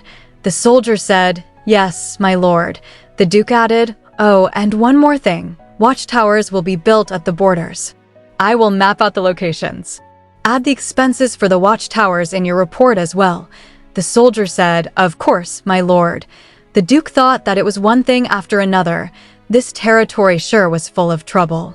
His men would arrive a few days from now, and once he had them here to carry out his orders, he'd be able to relax more. When they arrived, he'd have them guard the east border that was currently run down. Count Pitt's territory was just past the east border. He was probably the one behind those who pillaged and burned this land. He pretended to follow Cadence's orders, but he'd always wanted Westfield. There was no way he'd be happy with the Duke here. That old fart. Don't dare expect me to let you run wild as you see fit, Count Pilot. Two people quietly watched the Duke from their hiding place. One of them whispered, "He left, right?" The second replied, "Yeah, looks like it." The first man sighed in relief. That damned Eli. I was afraid he noticed us when he suddenly headed this way. My heart almost stopped. The other chuckled. Well, he does have keen senses. He used to stay in the castle all day, the first complained. What made him come all the way out here into the woods? Looked like he was marking something on a map, the second said thoughtfully. He's probably inspecting the land. It's just as Count Pulet had said. Right. He's no fool and won't be leaving anytime soon, the first muttered, brushing dirt from his clothes. Darn it, I'm all covered in dirt now, he thought bitterly. How dare that wretch make me crawl around on the ground like this? He's just a filthy commoner. That's right, he's all alone out here without any of his men. I'd like to see if he's really the strongest man in the kingdom. The second turned to Sir Mond and said quietly, "You mustn't, Sir Mond." At that moment, Count Pitt's cold voice interrupted, "We must avoid making any direct contact with Eli." "I trust you haven't forgotten," Mond scoffed. "Huh, who do you think I am?" "Those were my father's orders." "Of course I wouldn't forget. A commoner is still a commoner no matter what he does. Don't think you can just walk in here and act like a lord, you lousy peasant." His tone grew darker. "Have your men find out what Eli's up to. Also, find out if he has any weaknesses, something that he cares for deeply. Come to think of it, didn't Eli get married recently? Find out what you can about that wife of his. I'll make sure he learns his place." Later that day, Edna looked up as Eli entered. "Eli, you're home early today," she said softly. "Yeah," the Duke replied, setting his gloves aside. "All the bank reinforcements are almost done. So, I inspected the land for a bit, then came back. But more importantly, what are you doing?" Edna smiled faintly. "Oh, this. If it starts raining again," he said, glancing at the clouds, "we won't be able to do the laundry for a while. It's a bit cloudy, but there's a good breeze. Raoul did say you should rest, you know," Edna replied, but I didn't listen to her. "It's fine," he said with a small sigh. "I didn't expect you to stay still anyway." "Your hair, Raoul did it for me," Edna interrupted. "Does it look bad?" "No," the Duke answered quickly. "Huh," she asked, puzzled. "Would you like to go pay a visit to town?" he asked suddenly. "To town?" "Of course," he said. "There's still some time left before the sun sets, and like you said, we won't be able to do much once it starts raining again." Sure, Edna said lightly. "I'll just finish this last one." Edna paused for a moment, thinking, did he just try to change the subject? Meanwhile, the Duke silently berated himself. Why did I change the subject like that? I could have just said, "No, that style really suits you. It's pretty," that's all I had to say. What's so hard about that? Far away, Kian groaned as his horse trudged along the muddy path. Looks like we're almost at the end of this blasted forest. How many days did we ride? My body's aching all over, one of his men laughed. Well, it's still nothing compared to how it was back on the battlefield, I guess, another servant pointed ahead. Kian, we can see the town now. Kian straightened in his saddle, a grin spreading across his face. We're finally here, he said quietly. See you soon, Commander. Edna looked around and said softly, Look, Eli, they're all smiling. Not too long ago, they didn't even have the strength to stand. People can find courage from even the tiniest sliver of hope. The Duke nodded, his gaze warm as he watched the townsfolk. Looks like it, he said quietly. Everyone looks a lot better. They've already started rebuilding the town on their own, Edna. Just then, the sound of hooves echoed in the distance, followed by loud, rough voices chattering among themselves. Edna froze for a moment, her eyes widening. That's definitely, she thought, before suddenly shouting, Leia. Eli, why are you suddenly, she began, but stopped short when she noticed the Duke smiling, his eyes bright with excitement. Oh, now I see, she realized. The thunder of galloping grew louder, and a cloud of dust rose along the road. The Duke's voice carried a hint of emotion as he said, "People who are like family to me." "Hey everyone, look over there," Edna called out, waving toward the riders.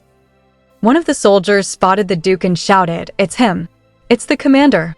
"Commander, commander." The others joined in, their cheers ringing across the field. "You idiots.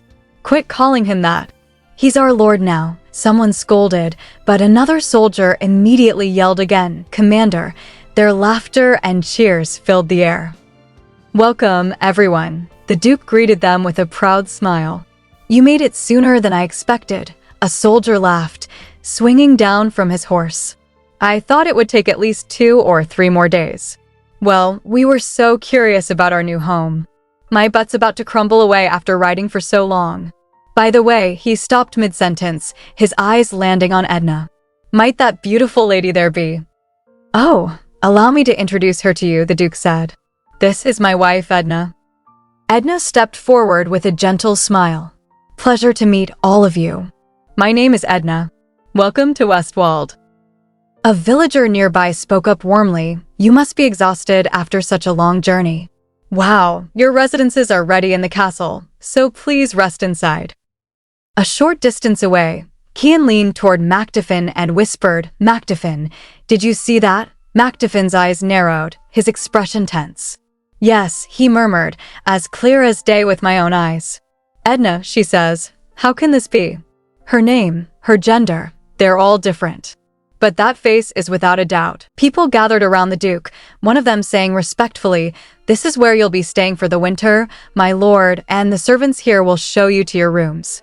Before that, allow me to formally introduce her to you again." The Duke turned to them and said, "This is my wife, Edna. She is the lady of this castle, and you'll be serving her as well, so you'd do well to remember that. Edna, these are my men who risked their lives with me in battle," he added, pride touching his voice. "They're all very capable, so you should remember them as well. First off, Philly and Philine, they're twins and both excellent archers. This is Chris, he's great with a sword and a whip. Those men are Mark and Shane, they're strong and handle their swords well. Mactiffin is my right-hand man." Mactiffin bowed his head slightly and said, "It is my honor to make your acquaintance." The Duke continued, introducing Khan, who added politely, "I am honored to meet you, Lady Edna." Edna smiled gently and replied that she was delighted to meet them all and hoped they would serve the Lord well in Westfield and be of great help to him.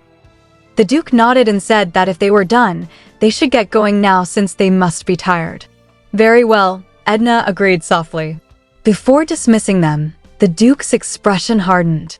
He reminded them to treat the servants and townspeople with proper manners and warned, "If I hear anything disgraceful, you'll be punished with severe lashings." "Yes, sir," one servant answered quickly. The soldiers exchanged startled glances, some whispering in disbelief. "Wait, what? Whoa, did he really just say that?" one exclaimed. Mactiffin quickly hushed them, saying, "Don't be so loud. That's a given. We're not at war anymore." Another soldier remarked quietly, "It's the first time I've seen the Lord care about other people like that." Someone else nodded, adding, "And he's been so nice to the lady too." To think the Lord would treat a lady so sweetly might be the power of love, another teased, earning quiet laughter among them. Edna sighed inwardly, feeling the fatigue of the day weighing on her. Ken and Mactiffin both seemed strangely familiar to her for some reason. Although she tried to keep to herself, she knew she couldn't avoid making occasional appearances. If they were strong knights, she might have seen them before at the palace. But with Prince Eden officially dead and her no longer living as a man, a cold worry grew in her chest. If their suspicions ever led to rumors, she could even lose her life. Her eyes wandered briefly and noticed how hard Raoul had worked. Everything was in order, even though comfort seemed like a distant thought. The Duke's voice broke her thoughts. "How was it after going through the town?" "Pardon?" Edna blinked, not having caught his words at first. "The town," the Duke said. Everything seemed much better, more lively. Edna nodded. "Yes, we'll have to distribute a lot of currency if we want the businesses to recover." The Duke explained that the restoration head had told him they needed to start using the mine, but there wasn't enough money to pay wages or fees. He had requested a full report, adding that they couldn't just hand out money freely or the territory would go bankrupt. The land is vast and our resources are limited, he said thoughtfully, so I considered another plan. What if we gave out loans? They both reflected on it for a moment. Lending money wasn't a bad idea, but Edna pointed out that the people had nothing to use as collateral and couldn't afford loans, even at low or no interest. In normal circumstances, that would be true, the Duke replied. But in Westfield, there's another option. Edna's expression grew somber. In their case, she said quietly, they'd have to put their lives down as collateral. The Duke said, use their lives. Edna recoiled, what's gotten into you? That sounds so cold and not like you at all. The Duke hurried to explain, I'm not saying we should actually kill them or torture them as punishment. What's important in this case is that you're their lord, not Westfield itself. Even if you don't establish a law or threaten them personally, they'll naturally assume they could lose their lives if they don't pay back the loans to you. And nodded slowly, good point. Since I'm just the merciless butcher to them, she began, and then, lowering her voice, added, to be honest, I'd rather not resort to taking advantage of their fear of you. But fear can be an effective tool at times, so we must make use of it for now. The Duke thought to himself, they're all cowards who get frightened if I so much as blink. They wouldn't dare dream of running out on a loan from me. But more importantly, one thing is clear after this conversation. He turned to her and said, Edna, she cut him off. Firm, yes. From now on, you should stop managing the land. Just take care of things within the castle. What? You said you would give me all the rights as your duchess. Are you saying you're going to take all of that away again? Huh? I suppose you might feel that way, but I'm saying this for your own good. As I told you, my men are very capable, and that's not limited to just their physical strength. They at least have enough wit to save their necks in battle. Do you think they'll believe you were some maid after hearing your suggestions? It would be more believable to tell them you're a hidden child of a fallen noble house. Edna thought, I know he's trying to protect me. He already doesn't believe I was just a maid of the Viscount. Yet he's going to pretend that he also doesn't know. I know, Grid. What he's proposing is more reasonable. But if I do that, how am I any different from Eden? My mother only wished to protect me in the beginning. But how did that turn out? I've earned my life as Edna after making so many sacrifices. And I clenched not to idly let this chance pass by. She squared her shoulders and declared, I won't give up. I wish to. I won't stay hidden away in this castle. I will remain in Westfield and with you, even if it costs me my life. Don't force me to live such a humiliating life. The Duke laughed softly, Haha. You're always so predictable. Very well, I give. It's my fault for trying to force you to take the easy way out. Do as you like. No matter what anyone says, I will protect you. Edna looked at him earnestly and asked, Then can you take an oath as a knight that you'll keep your word to me? The Duke blinked, bewildered, thinking, what have we here? A knight's oath. Did I go too far? Isn't that something a former maid would be able to bring up so easily? I was just so angry. After a moment he shrugged inwardly. Well, actually, it's not like I really care, but I don't feel like doing it for nothing.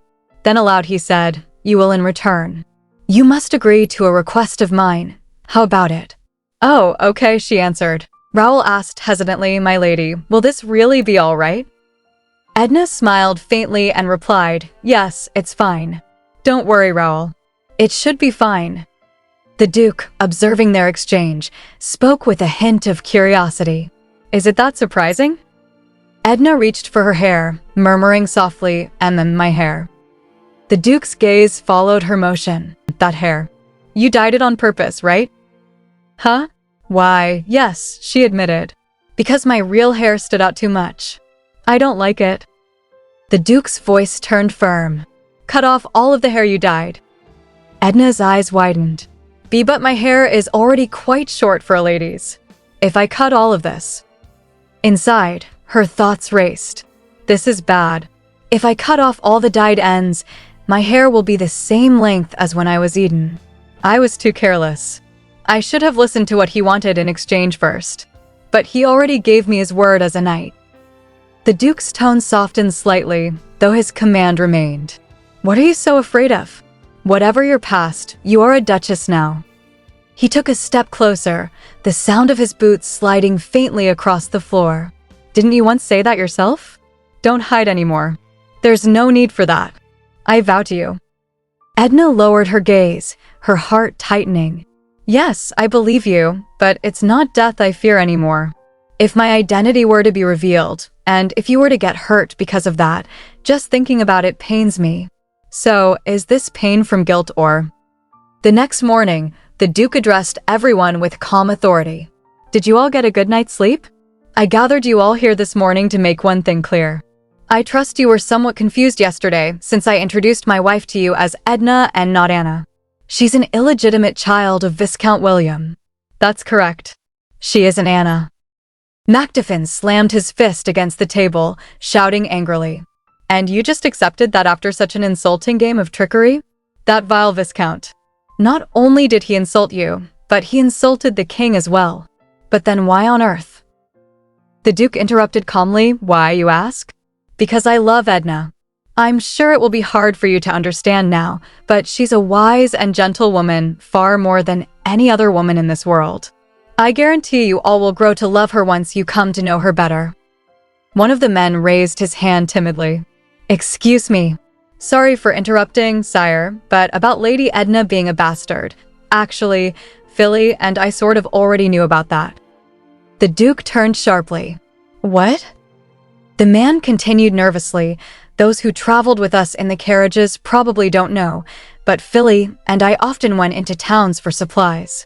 The rumors have already spread throughout the cities about a bastard of Viscount William going to Westfield of her own selfish desire to become a duchess, while Lady Anna lies sick in bed. The Duke addressed his men with authority. Then, men, here are the tasks I have for you. Kian, take Philly and Philin to guard Chester Forest in the east. We'll need more time to rebuild the watchtowers, so it's best to increase patrols in that area for now. Macduffin, train the soldiers in this castle. A soldier stepped forward uncertainly. My lord. The Duke turned his head. Macduffin cleared his throat, his expression serious. Forgive me, but do you plan to let the lady manage the territory as well? It's not an easy task for someone who grew up as a disgraced child. Also, you shouldn't just ignore those rumors Philin mentioned. The Duke's eyes narrowed slightly. Those are only rumors. Do you have any proof that they're false? Macduffin pressed. If those rumors are true. The Duke gave a small chuckle. Proof? Well, it's just a hunch. Macduffin frowned. A hunch, you say? Please do not take this sort of matter lightly. This land is already in such a frail state. What will you do if the lady has ulterior motives? Also, such vulgar rumors about the lady will affect the trust the people and your men have in you. Moreover, I do not wish for you to be wed to such lowly, tainted blood. Do not forget that you have noble blood of your own. The Duke smiled faintly, his tone calm but firm. Macduffin, aren't you a bit mistaken about something? Pardon, Macduffin asked, caught off guard. As it stands, the Duke replied, I am merely a commoner who happened to be bestowed with the title of Duke. I'm no better in terms of royalty or nobility. Macduffin stammered, that Duke. The Duke's voice grew heavy. The man with noble blood you speak of has been dead for quite some time now. That's something you're fully aware of, Macduffin. And I trust my instincts.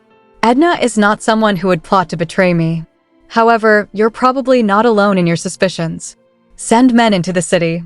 Find the source of those rumors and the truth. Perhaps then you will all understand better. However, he continued coldly, if I hear anything about her being of low blood or the like before that investigation ends, I will take it as an insult to the Duchess and personally cut that person's tongue clean from their mouth. See to it that the other men are made aware of that as well. Is that clear? Macduffin straightened immediately. Yes, my lord. The Duke watched his men leave, his thoughts turning inward. This is rather troublesome. Even without an investigation, it's obvious Viscount William spread those rumors. I don't care if Caden hears about it, but it won't be easy to quiet the people once they hear of such things. Well, Westfield hasn't traded with any other lands recently. I'll have to order the men to keep their mouths shut. Later that day, he entered the room where Edna stood, her freshly cut hair falling neatly to her neck. "Edna, have you eaten?" he asked. She turned to him, surprised. "Oh, you've returned. You left so early. I'm sure you haven't had a proper meal yet. I'll send word to have it ready shortly." She touched her hair self-consciously. "Is it too short? I had to cut off a lot more than I expected. I suppose I look like a man now." The Duke gazed at her quietly for a moment before smiling. "No, it suits you very well. I don't mind the length. I just wanted to see your true color. You really have a beautiful color, like sunlight." The Duke observed her quietly and remarked, "And it appears your wound is healed." Edna replied with a small smile, "Oh yes. Thanks to you and Raoul taking care of me." "I see. That's good to hear," the Duke said. "Yes, thank you," Edna answered. The Duke's eyes flicked to something in her hand. "What is this?" "For your concern," Edna said, offering it. The Duke blinked, as if surprised by his own sudden bodily reaction. "Why is my heart, Edna, beating so rapidly? Why do I feel so nervous all of a sudden?" "Edna," the Duke called her name softly. Edna responded, tilting her head. "Are you feeling sick again?" the Duke asked, concern threaded through the question. "No," she said at once. "I'm just feeling a bit warm." The Duke's tone took on a teasing edge. "If you're feeling warm, how about taking off your clothes? After all, it's just the two of us." He shifted topics smoothly. "Well, that's enough small talk. I informed my men you'd be handling all the matters concerning the territory." "You mean?" Edna asked, caught between surprise and curiosity. "Do you understand, Edna?" the Duke continued. "Assigning tasks to people and re-establishing the local businesses, none of it's going to be easy. Your role is very important, and you'll have a great deal of responsibility. Also, some of my men are not fond of you. You'll have to do your best to win them over and gain their trust. Will you be able to handle it all, Edna?" "Yes." "Why, yes. Yes, I can do it," Edna answered earnestly. "Thank you, Eli. I'll do my best not to cause you any trouble." "I'll work really, really hard," the Duke said, sounding half amused by his own earnestness. The Duke laughed lightly. "Haha, what am I going to do with you?" Okay. I trust you, so take it easy. Don't worry about my meal. I still have some work to do, so you should start eating without me. I'll be back for you later," he said, easing the moment. "All right," Edna replied.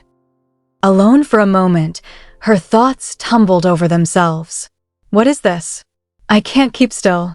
My heart hurts with every move he makes. And that wasn't the first time.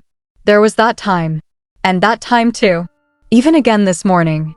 My heart's racing like it's about to burst, and it stings as if it's being stabbed whenever I think about him. Oh no, I never once dared to utter such a word before.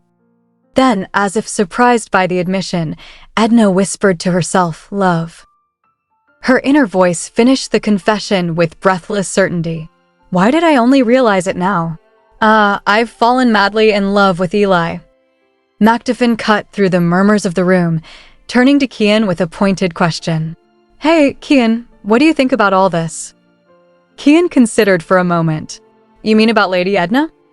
"Nothing at all. The Lord said he trusts her, so I trust her as well. For now, I shall focus on supporting Lady Edna," Kian said, steady and practical. "That's true," Macduffin agreed. Kian's voice carried a cautious edge. "However, whether or not she will live up to the Lord's expectations, rest with Lady Edna." Khan, listening, kept his thoughts to himself. That's right. Lady Edna is merely a lady by the name of Edna and nothing more. No matter how much they resemble each other, Edna is a different person. Just stay calm, Ken. Kian spoke again with quiet resolve. If the lady is unable to carry out her responsibilities, that's when we shall take action. If she is someone who will harm the Lord, then we shall get rid of her. It's as simple as that, he added, leaving no room for ambiguity. People clustered together, murmuring among themselves. What a surprise to think the lady was a bastard. I couldn't tell at all. She looked like a perfect noble lady, they said, astonishment in their voices. Dylan shrugged and offered a pragmatic defense. Well, the Viscount's kind of a pain, but if the Lord is fine, then it's not our place to say anything. Plus, she's so pretty and nice. I really like her. Kian's warning was immediate and low. Watch your mouth. Regardless of her birth, Lady Edna is a duchess now. Refrain from such remarks unless you want your tongue cut out. Yes, sir, Dylan answered quickly. Kian watched the crowd, his thoughts sharp. As expected, the rumors won't quiet down anytime soon. They're smart enough to not do anything to anger the Lord, but I'll have to make sure they keep their mouths shut. Macduffin called out awkwardly into the room. He said Macduffin, what's Duke said. Good day, everyone. Edna stepped forward with a gentle smile, addressing the people. The weather's so nice today. Did you all enjoy your meal? Kian studied her closely, memories tugging at his mind. Edna. I thought she looked like him even when she had long hair, but now they're practically identical. No, it would be ridiculous to deny that they're the same person. If only you weren't a woman. If you really were Prince Edenile. The Duke cleared his throat and issued orders. Now then, you all should get on with the tasks I assigned earlier. Con, Philly, Philin, you all will head out with me to Chester Forest. A voice from the crowd piped up and Chris. Yes, Chris replied. I leave Edna in your care. You shall guard the lady at all times, the Duke instructed. Edna blinked in surprise. What? But there's no need, she began, uncertain. The Duke cut her off lightly. You weren't really about to say you don't need a guard, were you? Even if you feel fine, I can't just leave you to wander around alone when you're a duchess. UG, Edna muttered. The Duke gestured toward Chris. He may look young, but he's a talented man. Bear with him for now. Very well, Chris answered. Kian said. Sir Kian, Chris replied respectfully. Kian leaned in, voice low and direct. I have a personal favor to ask you. Don't ever take your eyes off the lady. Be sure to watch her every move. Report any suspicious activity to me and Macduffin right away. We can't trust her just yet, and keep this a secret from the Lord for now. Just watch the lady until you're sure she won't bring any harm to the Lord. Edna tilted her head, curious. Which would be better? Chris, outwardly composed, let his mind wander behind polite words. She just looks like a regular noble woman. Well, not noble since her birth was disgraceful. All the same, I don't see why she would be deemed a threat. Just what is Khan so afraid of? Or rather, what does he fear? His eyes looked almost expectant of something. Chris, Edna called softly. My apologies, my lady. I was lost in thought, he said, clearing his mind. That's all right. I was saying we should prepare to visit the town. I selected seeds that are resilient against pests and will grow quickly. I hope everyone will like them, Edna explained, eager and practical. Chris's thoughts hardened into a cautious memory, bitter and private. I suppose she would know what hungry people need, being of low birth herself. But too much compassion for the town could become a flaw. My father died after a lashing from a noble. He was punished for questioning the Lord who had been favoring one town over others. Afterwards, we couldn't pay off our debts, so my mother was taken and sold as my younger brother and sister became sick, then eventually starved to death. Showing mercy can lead to favoritism without justice. Would a bastard child know how to discern such things? The moment that boundary collapses, the swords of my fellow men shall point at you, Edna. Edna's thoughts spun like a restless thread. The way Kian and Macduffin looked, I can't help feeling a bit concerned. Have I met them as Eden before? My mother was extremely careful about who I could and couldn't meet. So I never really met anyone other than the few who took orders directly from her. If I had met them during an official audience or a large ceremony, I wouldn't forget them. I memorized all the names and faces of the nobles. Then, have we met somewhere unrelated to royal affairs? If we had only met in passing or by chance, I remember I've met him before with Caden then. Is Macduffin actually one of Caden's knights? But why would he be here with Eli now? And I have no idea where Khan would have seen me before. Luckily, now I'm a woman named Edna. There's no way they can be sure I'm Eden. I'm certain of that at least, because I've worked so hard to hide the truth. A moment later, Chris announced formally, "We've arrived, Your Grace." "Thank you, Chris," Edna replied. Chris's inner voice tightened into a command to himself. "Listen carefully, Chris. You must protect the lady as the Lord ordered, and at the same time you must watch her every move.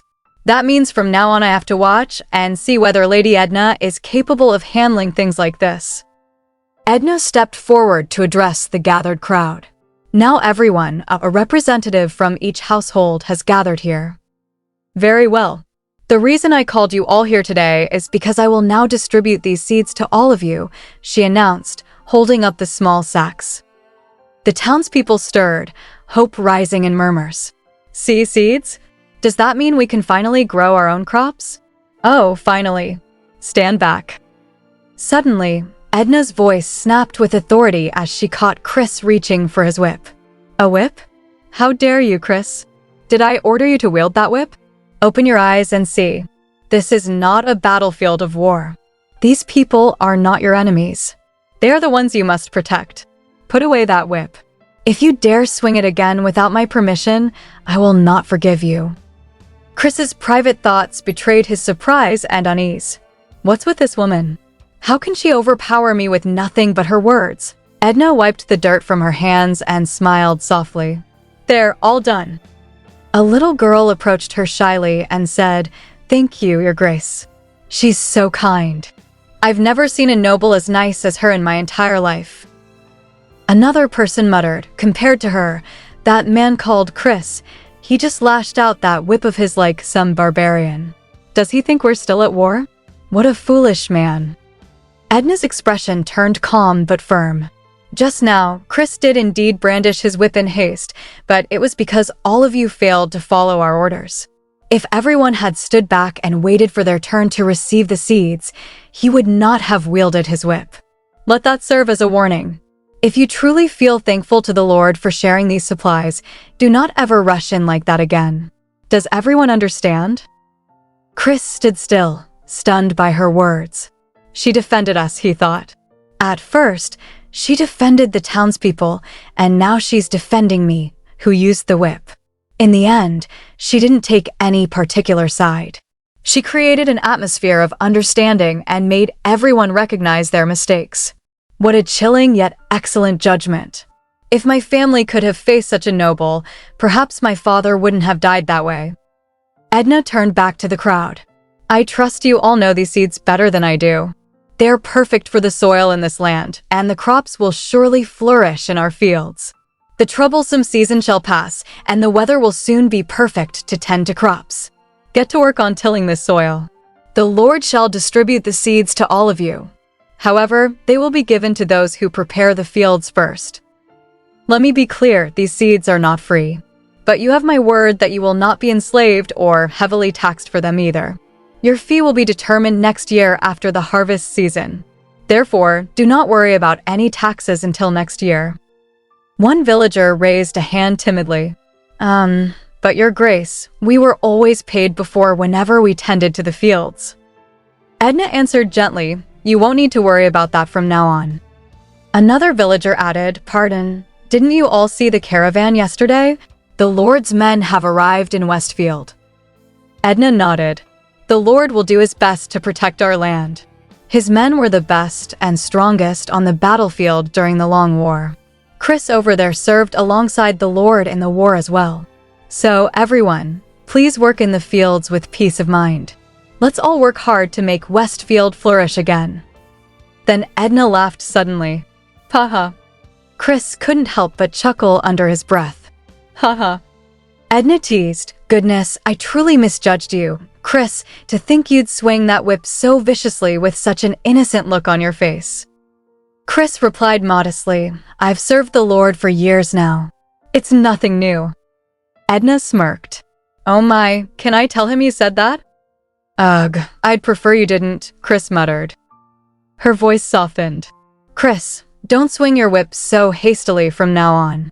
I'm sure there will be times when you need to use it, but just then was not the time. The people are simply too starved and frightened. They're the ones we have to protect." "Yes, I was too rash back there." "Forgive me," Chris said, lowering his head. "There's no need to apologize to me," Edna replied kindly. "I wasn't hurt. We just need to be more careful from now on." "Oh, right. Have you come here with your family as well, Chris? I'd like to hear more about your family." And so, Chris began to tell her about how his father had died and how his mother and siblings followed soon after. Edna listened in silence, her gaze soft and sorrowful. As he finished speaking, a single tear rolled down her cheek. And with that single teardrop, something that had been hardened inside Chris for so long suddenly melted away quietly, as if by magic. Chris blinked in surprise as he noticed a glimmer on Edna's cheek. "A tear? Is she crying because of my story? But why?" "It has nothing to do with her," he thought, confused. Then again, she was so angry when that townswoman got whipped earlier.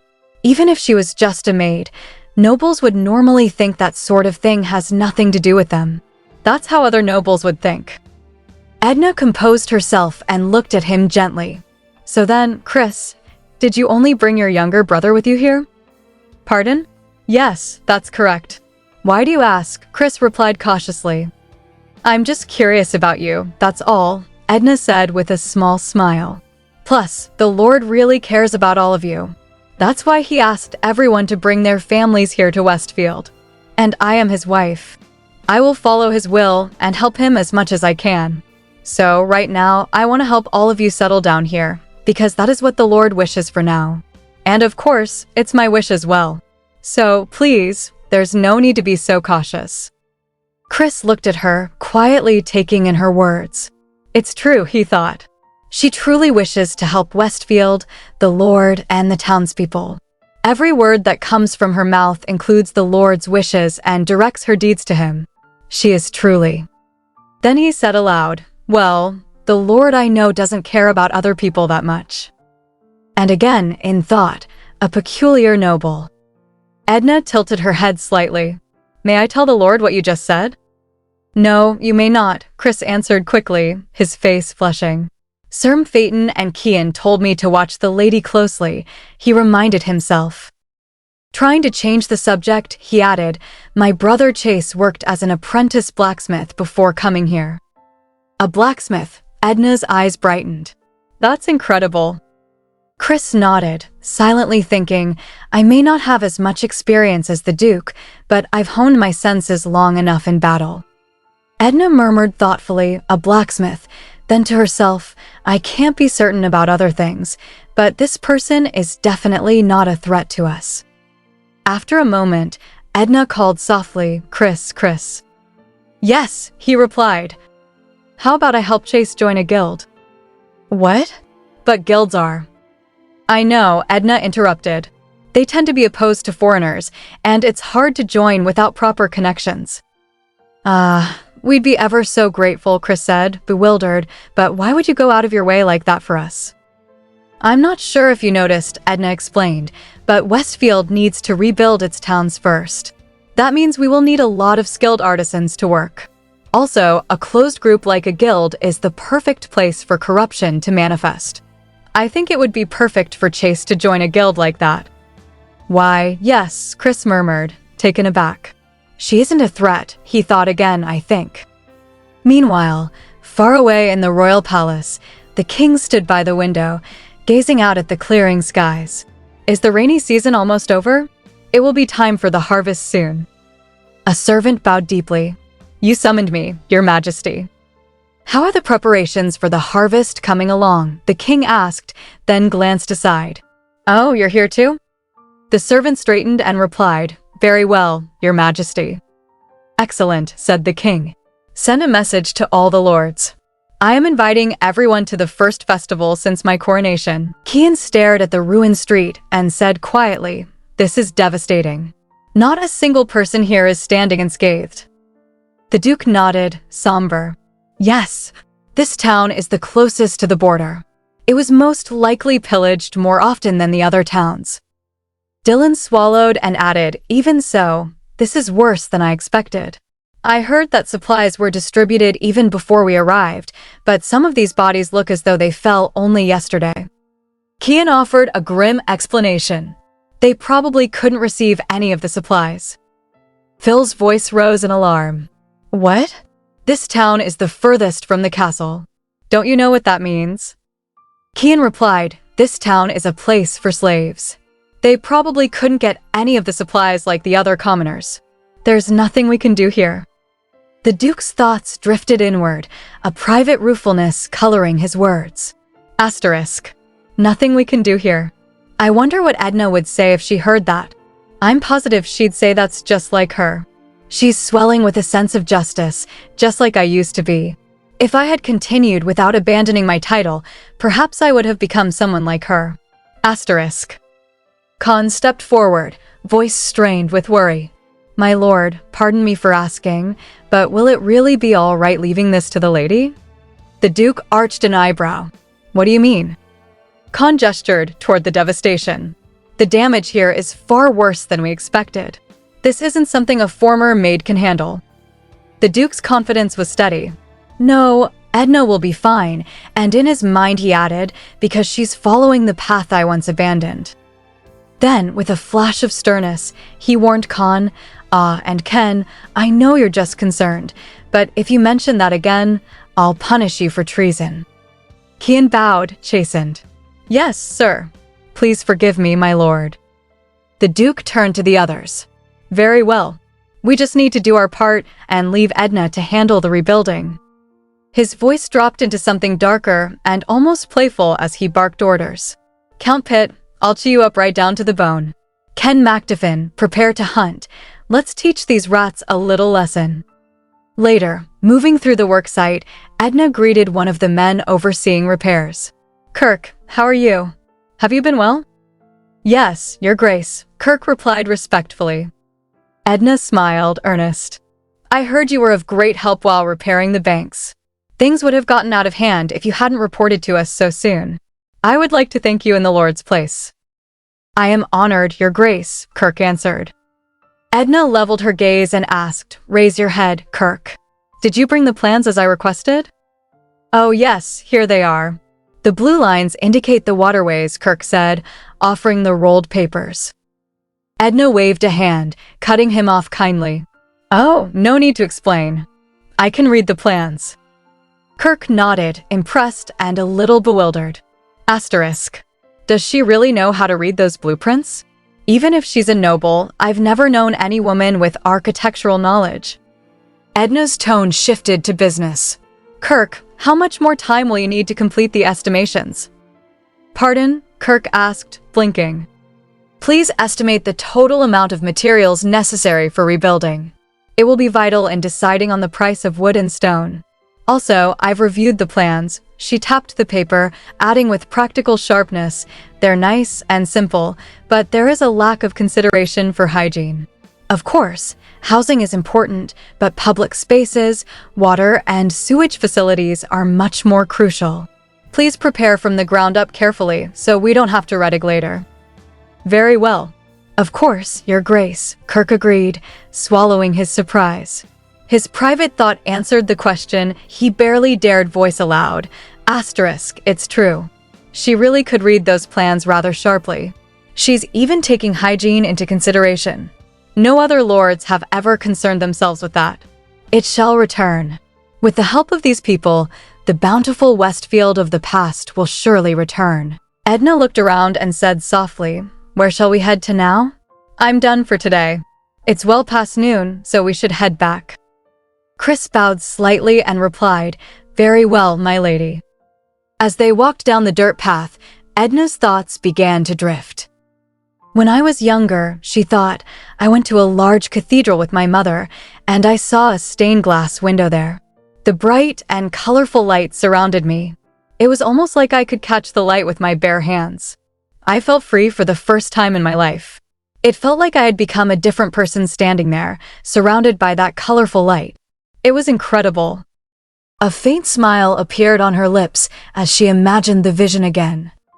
Kirk seems like the type who prioritizes safety and detail over lavish embellishments, she mused.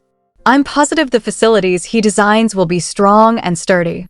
But even a church can be beautiful and magnificent, right? A tall white steeple, beautiful and elaborate statues, and stained glass that glistens with rainbow colors. It will definitely become a symbol for Westfield, and more pilgrims will lead to an increase in our profits. Yes, that's a nice idea. I should suggest it to Kirk next time. When they reached the mansion, Edna turned to Chris with a gentle tone. Thank you for accompanying me today, Chris. There's no need to thank me, he replied. Edna smiled warmly. Looks like the food is ready. You should go eat now. My dress is damp from the weather, so I should go get changed. I'll escort you to your room, Chris offered. But Edna shook her head. No, that's all right. There's no danger on the way back to my room. You should go join your friends in the dining hall. See you next week, Chris. As she walked away, Chris watched her quietly. She's so carefree, he thought. Later, when he entered the dining hall, Kirk spotted him immediately. Oh, Chris, you're back, Kirk greeted with a grin. Yeah, Chris replied. So, how was it? Kirk asked teasingly. Chris frowned. How was what? Don't play dumb, Kirk chuckled. You were alone with a beautiful lady all day. Hey, Chris muttered, trying to hide his embarrassment. Just then, McFadden approached them. Chris, sorry to bother you during your meal, but I must speak with you for a moment. Chris stood quickly. Of course. McFadden's tone was calm but probing. Well, did you properly complete your task for today? If you mean guarding the lady, Chris answered, then I think so. Yes. McFadden's expression hardened. Then what about your other task? Chris hesitated before replying. When we went to see Kirk, the lady said, oh, no need to explain. I could read the plans. She said she could read the architect's blueprints on her own, and she actually did understand them. She even suggested where he could make improvements. A bastard child who only served as a maid wouldn't be able to learn such things, which means she lied to us. Then he paused and said quietly, nothing, sir. McFadden studied him for a moment, his brow furrowing. But even so, Chris interrupted firmly, his voice full of conviction. Nothing else in particular happened. I want to trust her. The lady is wise, kind, and gentle. She's an amazing person. Even if the lady's past is a lie, her dedication to this land and to the Lord, and the tears she shed for my fallen family members, I believe all of those were sincere. So, Lady Edna, I will be loyal to you and serve you as my master. There was nothing suspicious while I accompanied the lady today. McFadden nodded, his eyes softening slightly. And I shall wield my sword to protect you. Chris met his gaze and declared solemnly, I swear. Kian reported calmly, Chris said that. MacDiffin replied, yes. I wouldn't mind if it had been one of the twins or even Shane, but Chris, he's not one to swear an oath that easily. Kian considered the situation. Perhaps it's because he knows the lady used to be a bastard. I wonder. Chris also isn't the type to see fault in one's origins, but he would despise her for being useless and taking advantage of her new status. And he's not a man who would betray his brothers who he swore an oath with in battle. For now, we should focus on the upcoming hunt and watch the lady later. How are the preparations coming along? MacDiffin answered, well, they're going all right. It will still take time before the new recruits are useful enough, but I've narrowed down about 8 of them who have exhibited some talent. It should be fine even without the ones who will be on watch since our men will join us. When it comes to rat hunting, the Duke cut in with orders, make sure the runners move in a group of at least 5. Remember, the hunt must be merciless. Imprint on the prey immediately. The moment you can distinguish someone who isn't one of us, make your move. We have only one goal today. Sending a clear warning. We must teach them who owns this territory now. Are you ready, men? Everyone answered in unison, yes, my lord. The Duke's voice turned sharp with purpose. Well then, let's go hunt some rats. Hidden behind a large stone, a man named Man watched them gather and thought grimly, so it's true that Eli's men were gathering near the slums. Why is he out hunting all of a sudden? After taking that title, has he already squandered all his supplies? And now he's trying to make up for the loss by hunting. One of his soldiers leaned close and whispered, Sir Mond, what should we do now? We should hurry and leave before they find us. Mond snapped back, huh? Are you suggesting I flee? Who do you think I am? I've made a name for myself as a knight in the city. Even if they find us, I'm strong enough to make my own chance to run, no matter how hard Eli tries." Then the Duke's soldiers closed in. Man's soldier muttered, "Is it just me, or does it feel like he's looking right at me? Damn, they found us. Run." Dylan reported crisply, so they were holed up over there. "How'd you know?" the Duke asked. Dylan shrugged. He had a hunch. Khan pointed out a youth among them. "Kian, isn't that the second son of Count Pitt?" "Yes, it appears so. Should we kill him, or would you like to take him prisoner?" Khan asked. The Duke considered and replied, "Send him back alive. Will that be all right?" Another officer agreed, "Of course. Today's only meant to serve as a warning. They'll understand what we mean if we send a gift along the way." Kian confirmed, "Very well, my lord." "Philin, you're up," the Duke ordered. Philin answered, "Yes, sir." Suddenly a strange cry broke the tense air. Man screamed quack. His soldiers stammered in a panic, "Sir, man has shut your mouth. Do not speak my name. Don't let the enemy know who I am." Philin taunted from the other side, "See there, my lord. The poor tramps are running away. Moneyed. I've never felt such humiliation. Eli, I'll tear you to shreds. You will absolutely die by my hand." It was late when Edna greeted the returning men. She smiled warmly and said, "Welcome back. It's late. You must all be hungry." The Duke chuckled, brushing the dust off his coat. We had to chase out some vagrants along the way. Then it took a while to share the game we caught with the people in town." Concern filled Edna's eyes as she asked, "Did anyone get hurt?" The Duke laughed heartily. "Haha, these men were called an army of killers on the battlefield. They'd be useless if they got hurt by a few drifters." Relieved, Edna nodded softly. "That's a relief. If it's all right with you, may I join you next time? It's been on my mind for a while, visiting the slums. I mean, I'm sure they weren't able to receive a lot of help since they're so far out by the border. And to think even vagrants wander around. I'd like to go see it for myself and figure out how we can help them." The Duke's expression hardened. "I can't allow that." "What? Why not?" Edna cried in disbelief. Inwardly, the Duke thought, "You'll definitely be infuriated once you see the state the sons are in." But he couldn't say that aloud. Instead, he said, "There are still vagrants wandering around near that town since we didn't finish our patrol and the roads are rough, so it's too dangerous to take you. Also, your hands are full with everything in and outside of this castle. You should just leave the border to us for now." "Understood."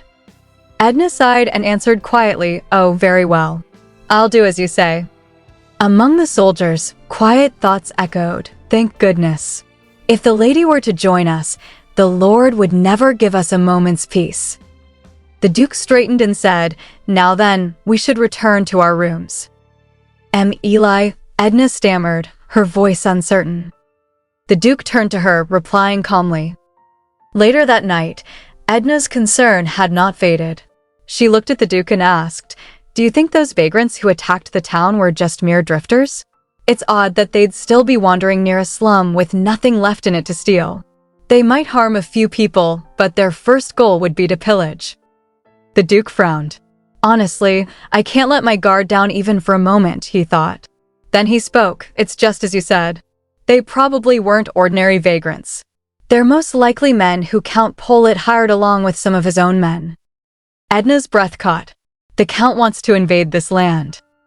The Duke nodded. "Well, he was always on Cain III's side. He's greedy and selfish, so I'm sure he doesn't like the king's methods. He's already betrayed his king once before. His actions are laughable, befitting of a true traitor." "Traitor," Edna repeated in her thoughts. But Count Pollitt, she recalled, had a justifiable reason for his betrayal. Memories from her past returned vividly. He had once been loyal to her father until her father set his sights on Pollitt's young daughter. Edna remembered the whispers that haunted the palace halls. A servant had reported to the king, "My king, she is only but a 10-year-old child." The king had murmured, "That sounds even better." The story had reached Edna's ears, how Count Pollitt's daughter was dragged away and violated by Dane III.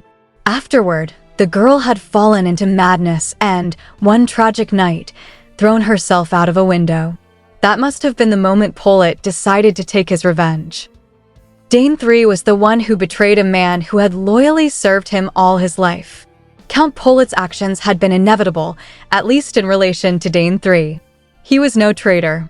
He was merely a man who cherished his family more than his loyalty to a corrupted crown. Far away, in another chamber, the Lord of Mond spoke sternly. So the ones who did that to Mond were Eli and his men? One of his aides bowed and answered, "Yes, your grace." The Lord's temper flared. That fool. So he ignored my orders yet again and went into Chester Forest on his own. And you all failed to stop him, even allowed him to get injured. Well, I'm sure he forced all of you to go. The soldiers trembled, lowering their heads. "We have committed a grave sin, your grace indeed." The king's cold voice echoed through the hall. Indeed, it was a grave sin enough to repent with your lives. Panic filled the air. Dear God, please spare us, your grace, one of them cried. The king's thoughts darkened. Eli, you think you can run wild because you have that impudent king behind you. Well, enjoy it while you can. You won't be smiling for much longer. Sir Man, standing nearby, said nothing, his silence heavy with unease. This is my room, Mond murmured as he looked around. I remember arriving at the castle, but I was so exhausted. He recalled the warning that echoed in his head. Man had said firmly, remember, do not, under any circumstances, tell my father that I went into Chester Forest. Never. Outside, a soldier's voice broke through the quiet. Sir Mond. Sir Mond. Mond blinked slowly as realization struck him. Right. I fainted. Soon after, a servant entered the room, his steps hurried. Oh, you're awake, my lord. How's your wound? I'll get the doctor right away. Mond frowned and asked, hang on, who are you? Where's Nero? The servant hesitated. Any Nero? Yes, my manservant, Mond pressed. The servant's eyes fell. Well, Nero's dead. What? Mond breathed, disbelief freezing his chest. Another man entered the room, his tone grave. Not just him. Everyone who went with you to the forest that day is dead. They disobeyed the order to not enter Chester Forest and even failed to protect you. Mond's lips trembled. Then, the man nodded before he could finish. Yes, he knows everything. The Count has been very worried about you. Why don't you go see him first? Meanwhile, elsewhere in the castle, Edna handed something to her servant. Here you are. These are yours. The writer narrated quietly, week 2. The first seeds were finally distributed. Farmers who had worked day and night to till their fields shed tears of joy as they clutched their share of seeds. Their faces were filled with both joy and hope. Chris, watching the scene, asked with mild surprise, You're even writing things like that? The man beside him nodded. Oh, Sir Chris, yes, I am. That way, people in the future will understand why these policies were put into place. Chris thought to himself, as expected. The lady really does know how to move people, and she puts the right people in the right jobs. She gives out just enough hope and reward to make tired people move on. Even this man, Locke, he became a steward just last week. Who knew such a quiet and timid man like him could be so observant? Then again, I'm also one of the people under her spell. He sighed softly, watching Edna in the distance. The lady is quite busy these days. Even I'm exhausted just accompanying her all the time. She's not someone to show how tired she feels. The Lord must be quite anxious. Edna turned toward him. You, Chris, we should prepare to head back soon. As they prepared to leave, a familiar voice called out from behind them. Edna. She turned quickly, smiling faintly. Eli, what brings you here? The Duke approached, his tone calm but warm. I stopped by after confirming the new plans with Kirk. How are things on your end? Oh, we were just about to head home, Edna said with a gentle smile. If you'd like. The Duke interrupted with a suggestion. How about heading back together? Edna blinked. With us. He smiled. With me. Edna couldn't help but laugh softly. Oh haha. We spoke at the same TI. She began, but the Duke's voice cut through gently. Edna. She blinked again, a little dazed. Sorry, I'm a bit tired. Suddenly, the Duke's tone sharpened. Edna. Inside her mind, she fought to stay alert. I have to answer him, she thought weakly. His voice came again, distant yet urgent. Edna. But her body felt heavy. Her lips moved barely as she whispered, "What's wrong with me? My eyes feel so heavy.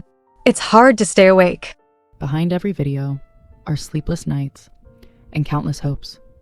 Your one subscribe isn't just support, it's a heartbeat that keeps our dream alive. Please subscribe. Your one click can change everything.